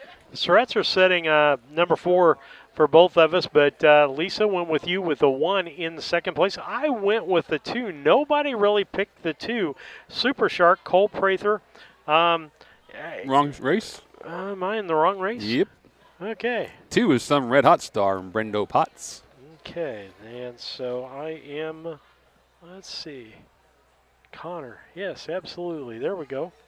I went with the 2, Brendan Potts with the Stephen Halford horse. You know, just looking at times and things, I just decided to make a different pick there. Well, I talked to Brendan when I was over in Springfield for one of the race days. I can't remember what day I was over there, but he was qualifying this horse, I think. And I asked him, he said, you got you some speed there with this Some Star Somewhere out of Rich's Hanover mare. And he said, yeah, that horse can go fast. We got to learn it. We got to teach it something. But, you know, he's happy to have some speed he picked up at the sale. And, you know, who knows? Sometimes these horses put it together, they figure out what they're supposed to do and can really kind of click all of a sudden. So we'll see what happens with that horse. And I don't know if we've got any other changes out there. I know in race 11 we got a couple of changes. If we start losing some of those driver changes and maybe some of the points things when Steve leaves, I apologize, but we'll do the best we can. And I might start consolidating some of the work. We'll see how it goes. But either way, we're going to keep tuned right here and catch those last races, even without Steve. Yeah. You guys have worked so long without us, without me, I should say, in a couple 3 or 4 broadcasts that it's only fair that I can pick up some slack with you and let you go enjoy some golfing this evening. Yep. Hopefully it will cool down. It won't rain us out after I drive all the way back there. Oh. You had to put that out there, didn't you? Well, I wasn't even considering that, but it does happen. How much rain can the golf course take out there in Mount Sterling? I don't know. You know, it could take quite a bit, I would imagine. As long as it's not raining when you guys are playing. If it gets any kind of chance to dry out, you can go. No lightning. Do not like lightning. Well, not when you're holding metal sticks in your hand, right? Yeah, absolutely. Absolutely. As we get going, 3 races left here on this card, and I may be able to make it through at least one more. Yeah, we might be up to these last couple, and I went ahead and told Brenda Watson that my duties as the blanket holder for the IHHA might be on hold today while I'm running the broadcast. But like I said, we could just have silence during that time. The girls will put it on. I'm sure the track announcer will be talking, so you can go down for that. That shouldn't be a problem. You're making me work harder. You know that? What? I already told her that I probably couldn't make it. Here you are trying to volunteer me again. So hey, I thought I had an out not your so schedule sweaty. needs to look like Lisa and I's schedule. Yeah, Lisa's been going up and down for every win circle photo. She's been taking those, and I tell you what, whenever I see her go up and down those steps, I keep thinking that's not fun, and I do as little as I can. And I got young legs, right? Yeah. How old? 30 some odd? 38. 38-year-old legs, almost 40?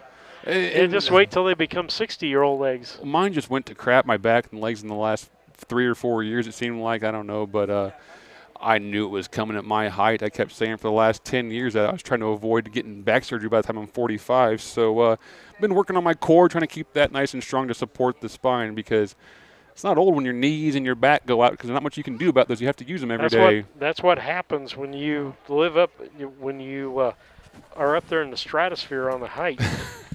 All that extra gravity bringing down on my knees, right? Absolutely. How tall are you? Like 6'9". 6'9". 6'9", yeah. I think I was about a junior in high school. I hit about 6'8", and by the senior year, I think I was about 6'9". I kept growing until I was 21, I think, and finally got it over 6'9" by a good chunk. But man, looks like we have Jaquavian Carter on the 5. Rock and roll playa here. Jaquavian Carter on the 5. Get that change, it doesn't matter. But horses are out Fat for race 10.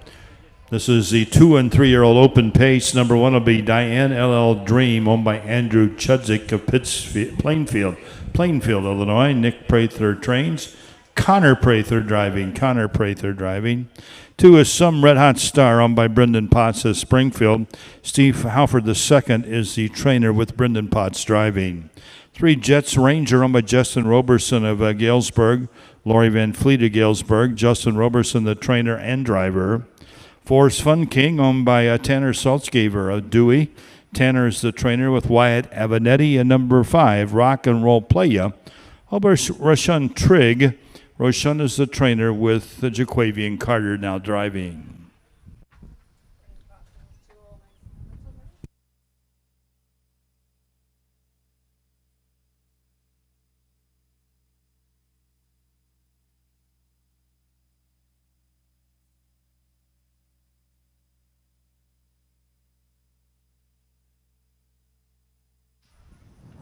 Tenth race pacers are in behind the gate, and Stacy DeRoos has the gate on the move.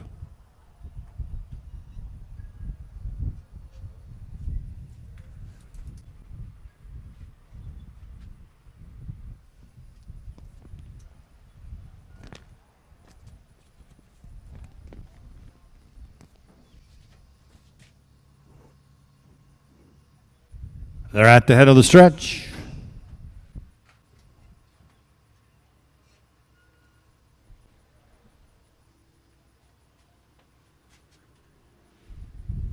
Sixteenth away, and here they come.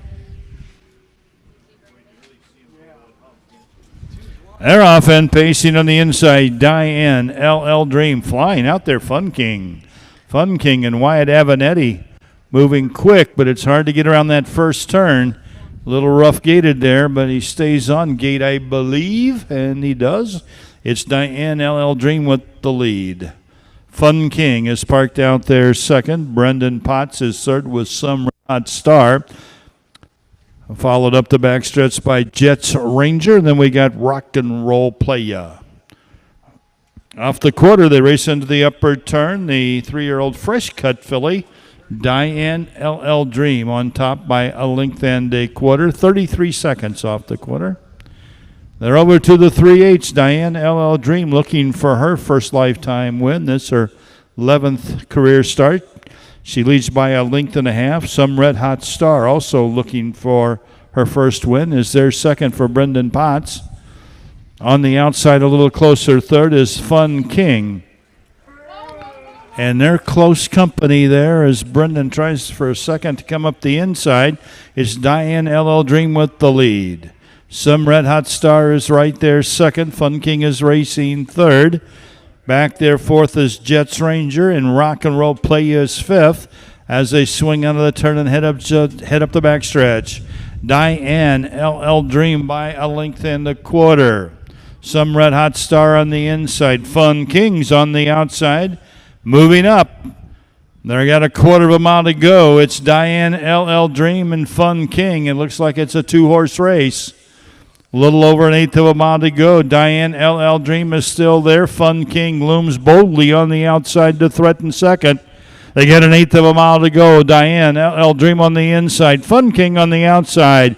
Diane LL Dream, Fun King coming on. Diane LL Dream and Fun King. Fun King on the outside found some better footing, and Fun King's going to win it for Wyatt Avenatti. Diane LL Dream was home second. Finishing third was Jets Ranger over Some Red Hot Star. And then we got Rock and Roll Playa. 206 4/5. 206 4/5.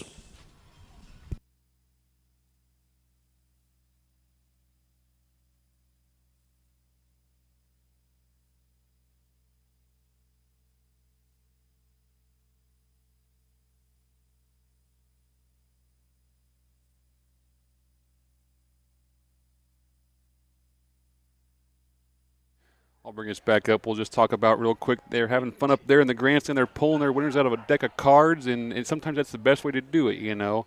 But congratulations to the Connections. Fun King for Tanner Saltzgaver, who owns and trains this horse for his buddy and driver, Wyatt Avenatti.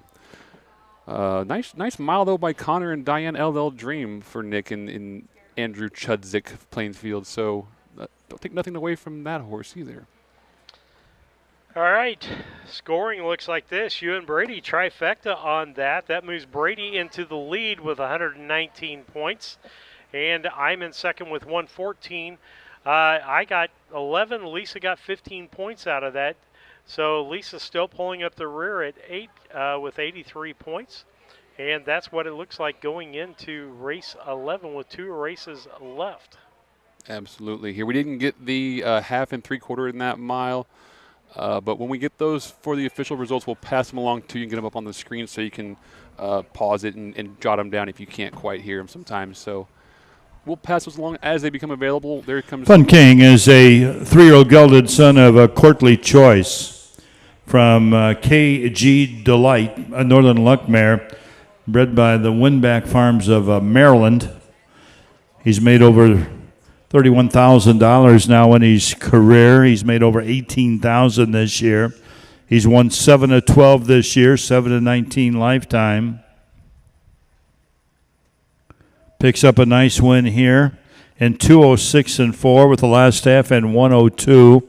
Last quarter in 29 and 2/5 for his owner trainer Tanner Saltzgaver, who's trackside here with Wyatt Avenatti. Wyatt Avenatti, the leading driver at the Illinois County Fairs in 25. He picks up another win here at your Fulton County Fair with Fun King in 206 and 4 last quarter. In 29 and 2 is your fair queen Layla Wilcox. Greets him there in your victory lane.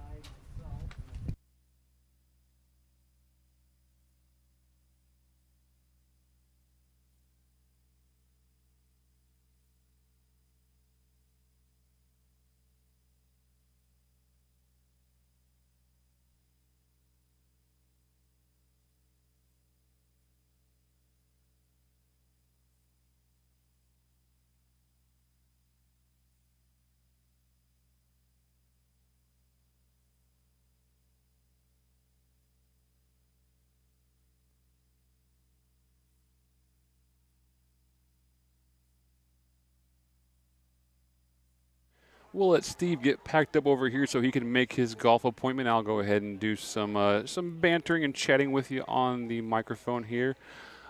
We're thankful for Steve to make all the dates and times he could, so letting him peel out a couple races early is not a problem at all. We'll try to get all of the bells and whistles up on the screen for you whenever I can get over to the broadcast computer and do some of those things. But in the meantime, we can look ahead at the 11th race. Today's 11th race is the 4-year-old and up open pace. We have 5 entrants in this race going for a purse of $1,000. And in the 11th, Brady and I, again, using the same horses. It's easy to handicap when we're picking the same. We're both going 2, 4, 5 in this race using Super Shark on top. Our 4-horse Man Against Crime, we'll call that. Man Against Crime coming in second in Revelry to finish third, whereas the Surratt's – oh, I'm on the wrong race, didn't I? I need to move over. Yep. That button. Oh, it was further than what it was, wasn't it? There it is. Okay. There's the 11th race. And the Surratt's went, let's see, Steve went exactly like Brady and I using 2, 4, 3 in this race, whereas Lisa, with her ultimate strategy of picking against us to make up as much points as possible, went 3, 2, 4 in today's 11th race, using the Hulkster on top for Mikey Rogers. Super Shark to finish second, and then the 4-horse Man Against Crime and JJ to finish third. We mentioned George Pollock earlier and his connection to the local fairs and local connections, and he's usually a staple on the backstretch during these races. I remember many times back there. We wish him luck with Super Shark in today's 11th race. While I try to scoot down here and not knock anything off the broadcast table, we'll see if I can accomplish that. I might just try to straddle both broadcast booths, and we'll see what happens with this. But either way, we want to thank you for being with us and following along. Go over to the chats real quick. My computer got shut down, so I don't have all of my... This monitor is sliding towards me all day, and I don't like it. I don't know what's going on, but I'm trying to move stuff so I have some room over here.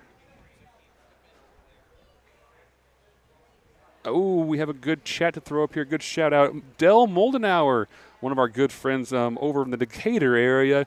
So he wants to wish a congratulations to Matt Avenetti on his upcoming marriage. Not only Matt, but he's marrying fellow horseman Kelly Jo Bell, daughter of Tony Bell and Barry Bell. We want to definitely wish them congratulations and the best years ahead of them as they embark on their life together this weekend. Connie Hawkins in the chat saying great for Wyatt and Tanner. Sorry she wasn't there.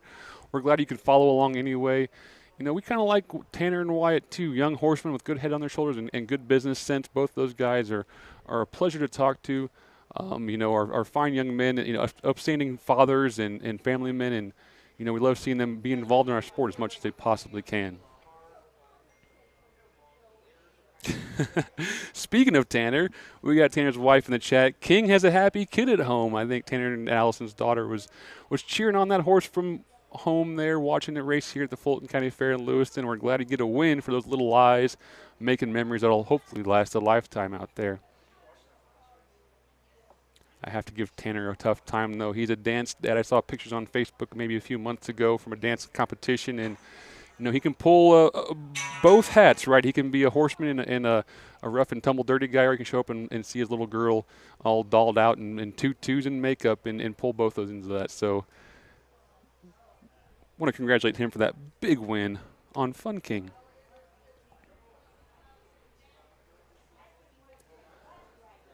I could probably go through some of our slide work without Steve here for a little bit. You know, I want to go ahead and make sure we thank all of our donors. I can't talk about them enough. They've been super, you know, tremendously generous, tremendously grateful, and tremendously appreciative of what we've done here. And we, you know, those kind of stories are worth more to me than the dollars and cents. You know, the expenses are what they are, but to hear the horsemen appreciate what we're doing so much, and you know, we appreciate them helping us out. We appreciate, you know, helping to share this ride with them so they can follow the horse racing as well. But if you have a donation you'd like to get to us here at Harness Tube, we accept Venmo, we accept PayPal, or you can send a check over to P.O. Box 63, Mount Sterling, Illinois, 62353. All right, the last horse is coming out now for race number 11. 4-year-old and up open pacers. We got Rock and Legal owned by Jerome Daniels of Springfield. Jerome trains and Jaquavian Carter will drive. 2 is Super Shark owned by George Pollock of Rushville. Nick Prather, the trainer. Cole Prather driving. Number 3 is the Hulkster owned by Jackson Loy of Beecher City. Mike Rogers trains and will drive. Number 4 is Man Against a Crime owned by Joetta Sanders of Forest, Mississippi. Roshan Trigg trains and Quidjavian Carter driving, J.J. Carter driving, and number 5, Revelry, owned by Candy Herzog and Jackson Loy, both of Beecher City. Chris Brown, the trainer. Steve Halford, the second, will do the driving. Now they tell me they're switching to Connor.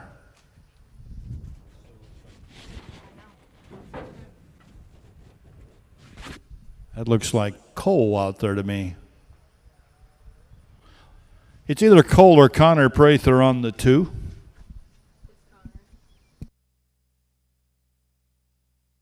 I can't tell the difference.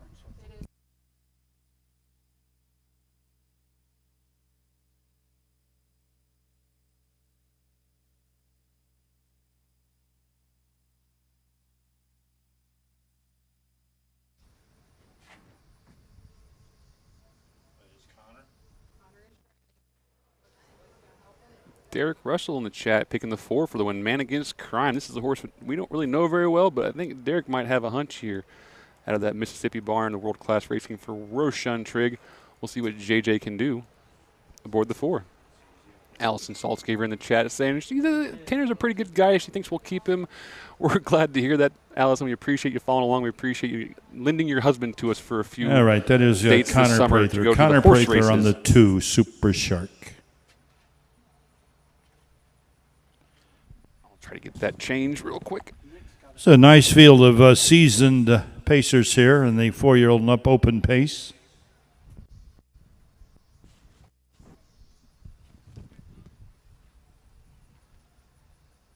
Maybe they're keeping it off. What are we doing?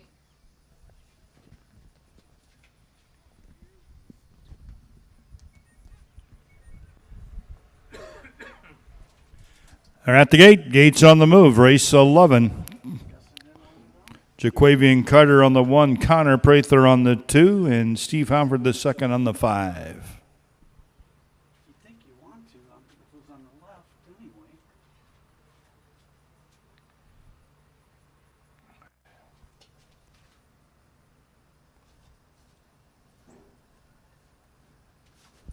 Eighth away.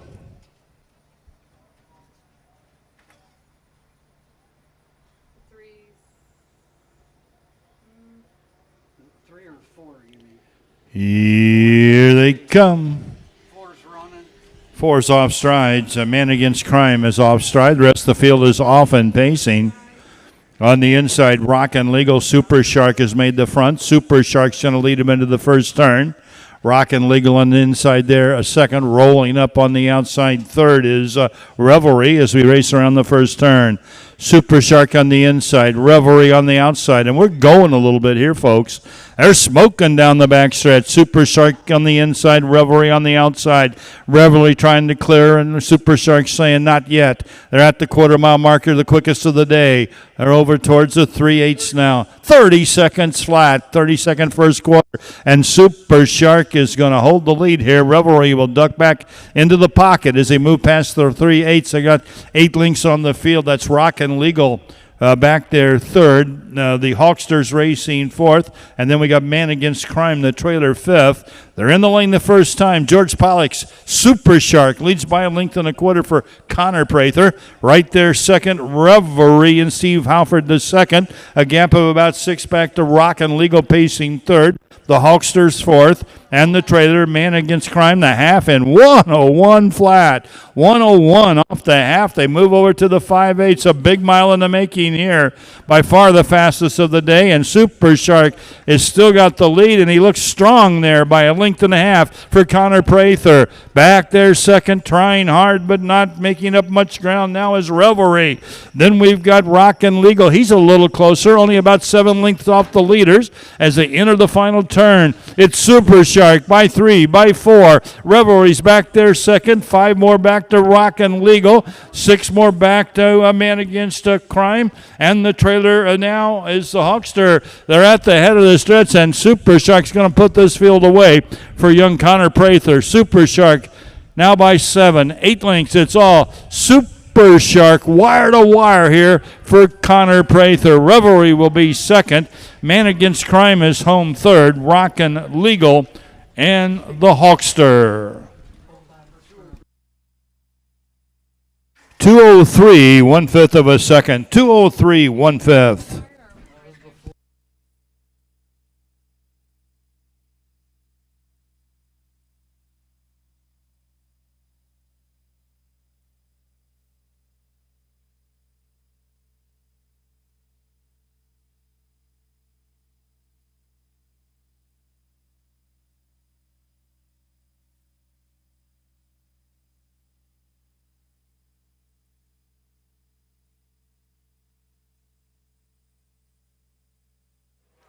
And your unofficial results are on the screen while I'm jotting down some notes over here. Didn't catch a 3/4 time from Ed, but we'll get that up when we get it from you guys, or from the judges' stand.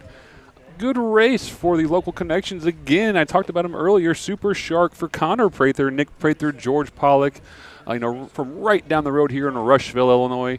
Congratulations to all the crew. Yeah, Super Shark, he's an all right horse. He's out of a mare named Park on the Road, who I'm kind of familiar with. We owned the sister to this horse named Bombay Parkway. She races for Ed Teefy now, had a nice little career under her belt. This horse is no slouch either. He's put in some nice miles, made up to 45,000 in his young career, still making more as we're out here. But either way, a good mile for young Connor Prather, just controlling that race and saying, come get me, boys. Stevie Hot Rod Halford couldn't quite do it, but Connor was just tough today. Make sure I have all of our, let's look at our points over here real quick while I can. Where is Steve? Super Shark picks up his first win of the year, his fifth win in the last 2 years, his 12th win in his career.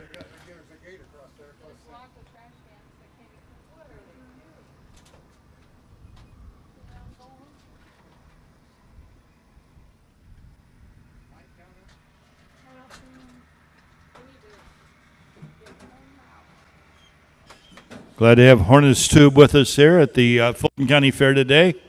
Steve and Lisa Surratt and David Brink in their Harness Tube. If you want to watch harness racing at the Illinois County Fairs, just go to your YouTube channel on your internet or book. It's Harness Tube, and we'd like to have you at these fairs, but we understand that some people can't make it. And if you can't make it, be sure and check with Harness Tube. Nancy Wright coming trackside with Missy Prather here. And they're about to join 20-year-old Connor Prather. Connor Prather picking up the drive here with George Pollock's Super Shark. George, the past president of the Schuyler County Fair. He's a member of the Illinois Standardbred Advisory Committee, active in the Illinois Agriculture Fair Association for many, many years.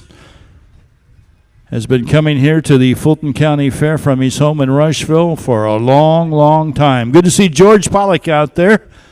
About to join your Fair Queen Layla Wilcox and Missy Prather and his daughter Nancy Wright, along with Connor Prather, as Super Shark wins race number 11 in 2:03.1 with a final quarter in 29 seconds flat. 29-second last quarter to the win here in 2:03.1. Impressive effort by George Pollock's Super Shark, trained by Nick Prather.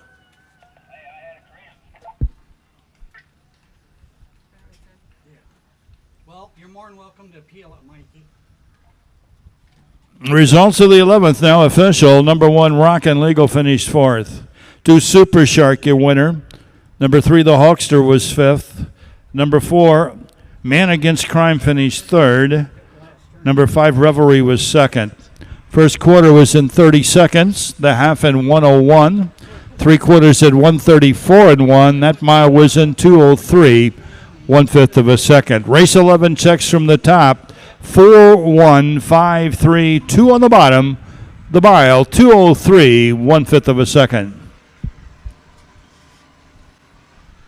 Our featured race and the final race of the afternoon coming up next. The Illinois Harness Horsemen's Association sponsored 3-year-old Up and Pace for a purse of $3,200. Mike Cox will drive the 2. Hype your bestie up. Mike Cox on the 2 in the upcoming 12th race. We'll bring myself back up since it's just a solo booth here, but let me pull up the points from that last race while I have the moment here. It looks like everybody, David, Steve, and Brady all got 12 points in that race. Lisa picking up 2. The day's total looks like this. Brady is on top, 131 to Steve's 126. David's in third with 110. And Lisa's back there with 85 points. So quite a competitive day here. Brady and Steve are within 5 points. I think I'm out of striking distance with the 12th race, only 20 points back. So it's going to come down to this last one to see who can do better in today's 12th race. And that's where our points are. If you'd like to advertise with us, we'd love to have you on board here at Harness Tube. We still have some races left. If you want to talk about it next year, we can start putting together some ideas and get together maybe a storyboard and some pictures and media to use in your commercial. But we'd love to have you advertise with us. A 30-second commercial is $500 for the season. The billboard ads, which you're seeing on the screen, side by side sometimes, those are $100 for the season. Both very affordable rates, and we want to keep them as low as possible so that if you have an interest in promoting your business, we want to help you promote it. As if you're a horseman with a business, we want to help you promote. So advertise with us. We'd sure appreciate contacting me on Facebook, on YouTube, harnesstube@gmail.com, or 312-772-5122.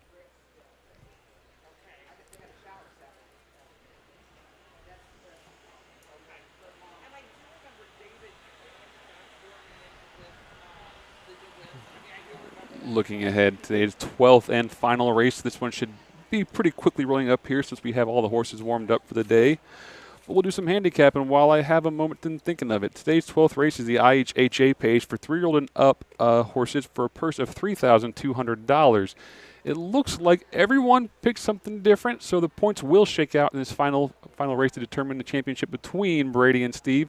But I went 4-2-3 in this race, using vertical speed on top.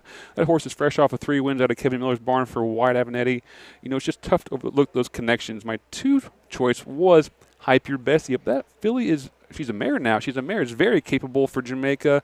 Jamaica passing the lines off to Mike today to conserve that 1,000th win for at home, but Mike has been getting wins today here. Quite a capable driver himself.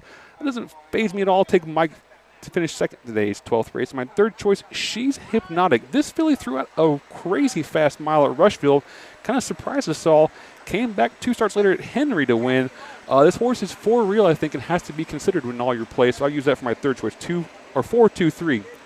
Brady went 2-4-3, mixing up my box a little, using Jamaica's horse on top. He was probably complaining about what driver he got, not knowing which drivers he was getting at the mile. But at the upcoming race is the final race of the 2025 Fulton County Fair.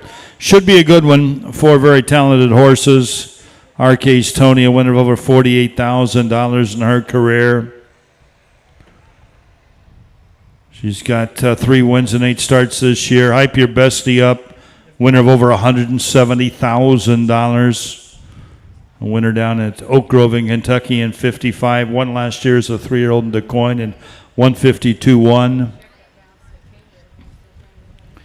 She's Hypnotic, trained by Hamilton's Kevin Bender. She's won 2 out of her last 3.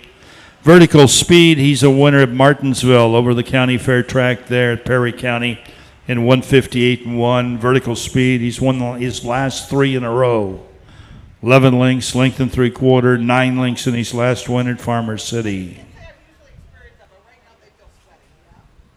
I don't know if this is ironic or not, but that guy I just wrote up. Yes, please. Yeah. Through the schedule up here on the screen for you real quick. We are not done. We have about 10 races or so to go left. We are at Charleston next on Monday. For those of you following along, we will not be at Altamont on Sunday for the Jeffers Memorial. I hate to miss it, but I got the boys, and Steve has about 3 things booked that day, so we're not going to make it down for that Sunday event. But we'll be down from Monday in Charleston, Tuesday at Altamont, Wednesday at Altamont and Charleston, Thursday at Altamont, Friday at Charleston, Saturday back home in Mount Sterling to see the 2 races over there. Sunday will be August 3rd, the big Downstate Classic Day, over $100,000 on the line for purse money for young 2-year-olds, Illinois-bred horses. Finishing up the season with a couple more new fairs. We have Morrison about 2 weeks after Brown County, and then 2 weeks later we have Pana the last couple races on the 30th and 31st of the month. So that is where you can find us moving forward. So we can finish finish handicapping this race. Steve went a different direction using 4-2-1, so he liked vertical speed as well. He liked Hype Your Bestie Up. He used Arcade Tony for Roshan, Trig, and Fat Man. I think he likes those connections here in his third choice. Lisa used the same horses as Steve, just flip-flopped the second and third. Everyone likes vertical speed on top, but Lisa thinks that Arcade Tony and Fat Man for Roshan are going to come through this horse for MM&D Racing out of Charleston, Illinois. Whereas Brady went a completely different direction, using the 2 on top, like I said, for the Jamaica Barn, and picking up Mike Cox on the bike. His second choice. Horses are out now for the 12th race, our final race 3 of the day. Fulton County Fair continues through Saturday, so we hope that you can continue to enjoy it. Appreciate you coming out for the harness races today. It's been a good card. Always great to remember Gardner and Derek Jacobus. Arcade Tony, Hype Your Bestie Up. He's hypnotic and vertical speed. Arcade Tony, owned by MM&D Racing, Limited of Charleston. Roshan Trigg of Brandon, Mississippi. Roshan Trigg trains with Jaquavian Carter. Hype Your Bestie Up, owned by Cedric Daniels and Jamaica Patton. Jackson, Mississippi, and Rochester, Illinois. Jamaica trains with Mike Cox driving. Mike Cox driving. 3 She's Hypnotic, owned by Alyssa Brook and Hallie Bender of Hamilton. Kevin Bender, the trainer driver. Vertical Speed, Kevin and Daryl Miller of Arthur. Kevin Miller, the trainer, with Wyatt Avenatti. They're a 16th away, race 12. Here they come. Arcade Tony back off the gate, driving out Vertical Speed, and Wyatt Avenatti. Vertical Speed drives hard into the first turn. He leads by a length and a half. Hype Your Bestie Up is away second. She's Hypnotic is out there third, and Arcade Tony's the trailer. As they race around the first turn, it's Vertical Speed by a length and a half. Hype Your Bestie Up is right there second, and She's Hypnotic is rolling up on the outside for Kevin Bender. She's now second, trying to find the hole, and Mike Cox has said, nah, I don't think so. So he doesn't give Kevin Bender the hole, and Kevin's still parked out there with She's Hypnotic. It's Vertical Speed with the lead. 31-4 off the quarter. She's Hypnotic has been parked the whole mile over there to the 3/8 in the pocket. It's Hype Your Bestie Up, and the trailer is Arcade Tony. They race towards the half.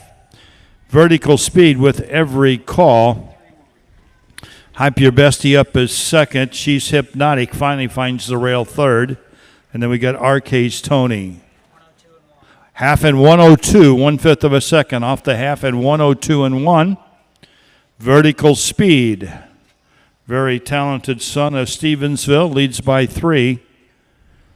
Hype Your Bestie Up, the winner of over $170,000, is there second, and She's Hypnotic in chase a third. Arcade Tony. The trailer, they got a quarter of a mile to go, and they're zipping right along right now. Vertical Speed leads by 4. 3/4 and 134 and 1. 134 and 1 with an eighth of a mile to go.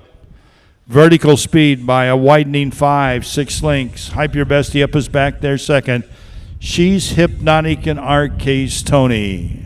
Final 16th, you can wrap it up here. It's Vertical Speed as Wyatt Avenatti picks up another driving win. Vertical Speed wins it by about 8 lengths. Hype Your Bestie Up, She's Hypnotic, and Arcade Tony. 2:01 4/5, our fastest mile of the day. Very good. 2:01 4/5.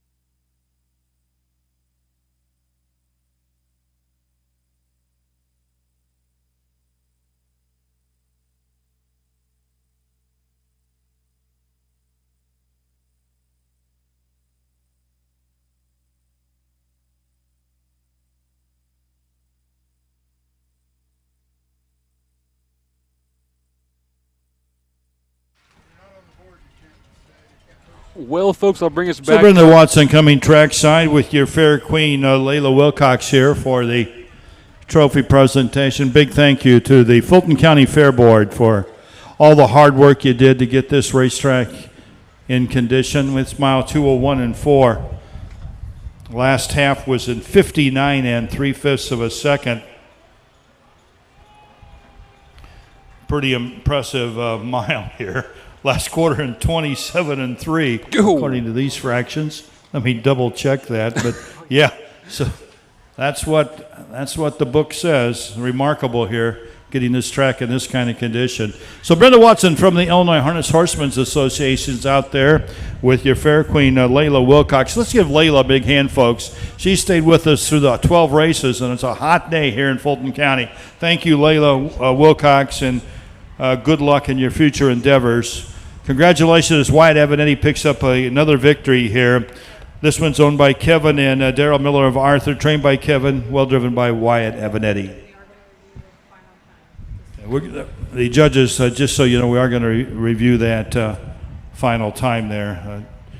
Fast finish there, but we're not sure that 27 and 3 is correct. We'll double check that. No problem with the results, though, and here they are. Number 1, Arcase Tony was 4th. Number 2, Hype Your Bestie Up was 2nd. Number 3, She's Hypnotic was 3rd. Number 4, Vertical Speed, the winner.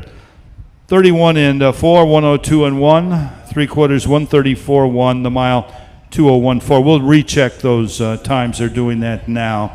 Top down, 4, 2, 3, 1 on the bottom. No problem with the mile. The mile was in 201 4/5. I want to thank again the Fulton County Fair Board, all our officials here today. Good to have Harness Tube with us. Tina Schrock's been your secretary, treasurer of the Illinois Standardbred Association, clerk of the course here. Tim Cyril's been the presiding judge. A thank you to Monty Thompson, who does so much to make these races happen, to Mark McCoy and everybody else. We hope that you continue to enjoy the 2025 Fulton County Fair. Good evening.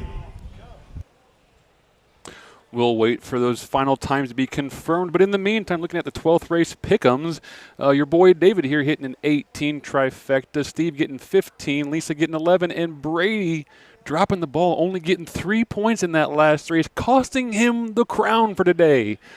Steve Surratt coming through in the late rounds to pick up the points and win with a total of 141 to Brady's 134, David's 128, and Lisa's 96. We'll wait a couple more minutes while the officials confirm that 3/4 time, and once we get that, we let you go about your day and have your day back. But want to make sure we get all of those official times to you if you're watching, hanging on for them. So we'll hang out a little bit longer for those times, and then we'll sign off and get you back to your afternoon. We want to thank you for being with us today. Whether it be in person in the grandstand here, or thank you being with us online on Facebook, on YouTube, and following along. We appreciate every one of you, each and every one of you. Absolutely. Keep getting some shout outs in my phone that I missed earlier on. We'll get to them maybe next time, hopefully, but we appreciate everyone reaching out and wanting to hear the shout outs, because that's what makes it fun. It's not just me talking to you, it's you guys talking back and giving me your input. So thank you all for following along with that.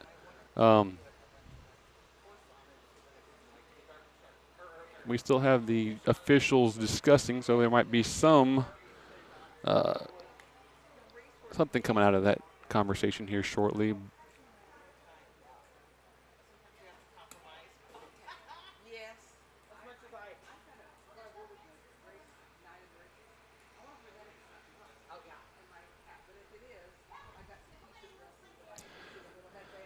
I'm not seeing a whole lot going on over there, and it's getting pretty quiet this direction, so I think we can go ahead and just work on our sign-off. We want to thank you all for tuning in today on Harness Tube here at the Fulton County Fair in Lewistown, Illinois. The 2025 horse races, we had a nice, exciting card. We didn't sure we were going to get raced today, but with the rain earlier in the week, they got the track turned over, and we did it, guys. So we appreciate you turning along. We're going to let you guys go. Have a great day. See you guys on the winner circle. Bye.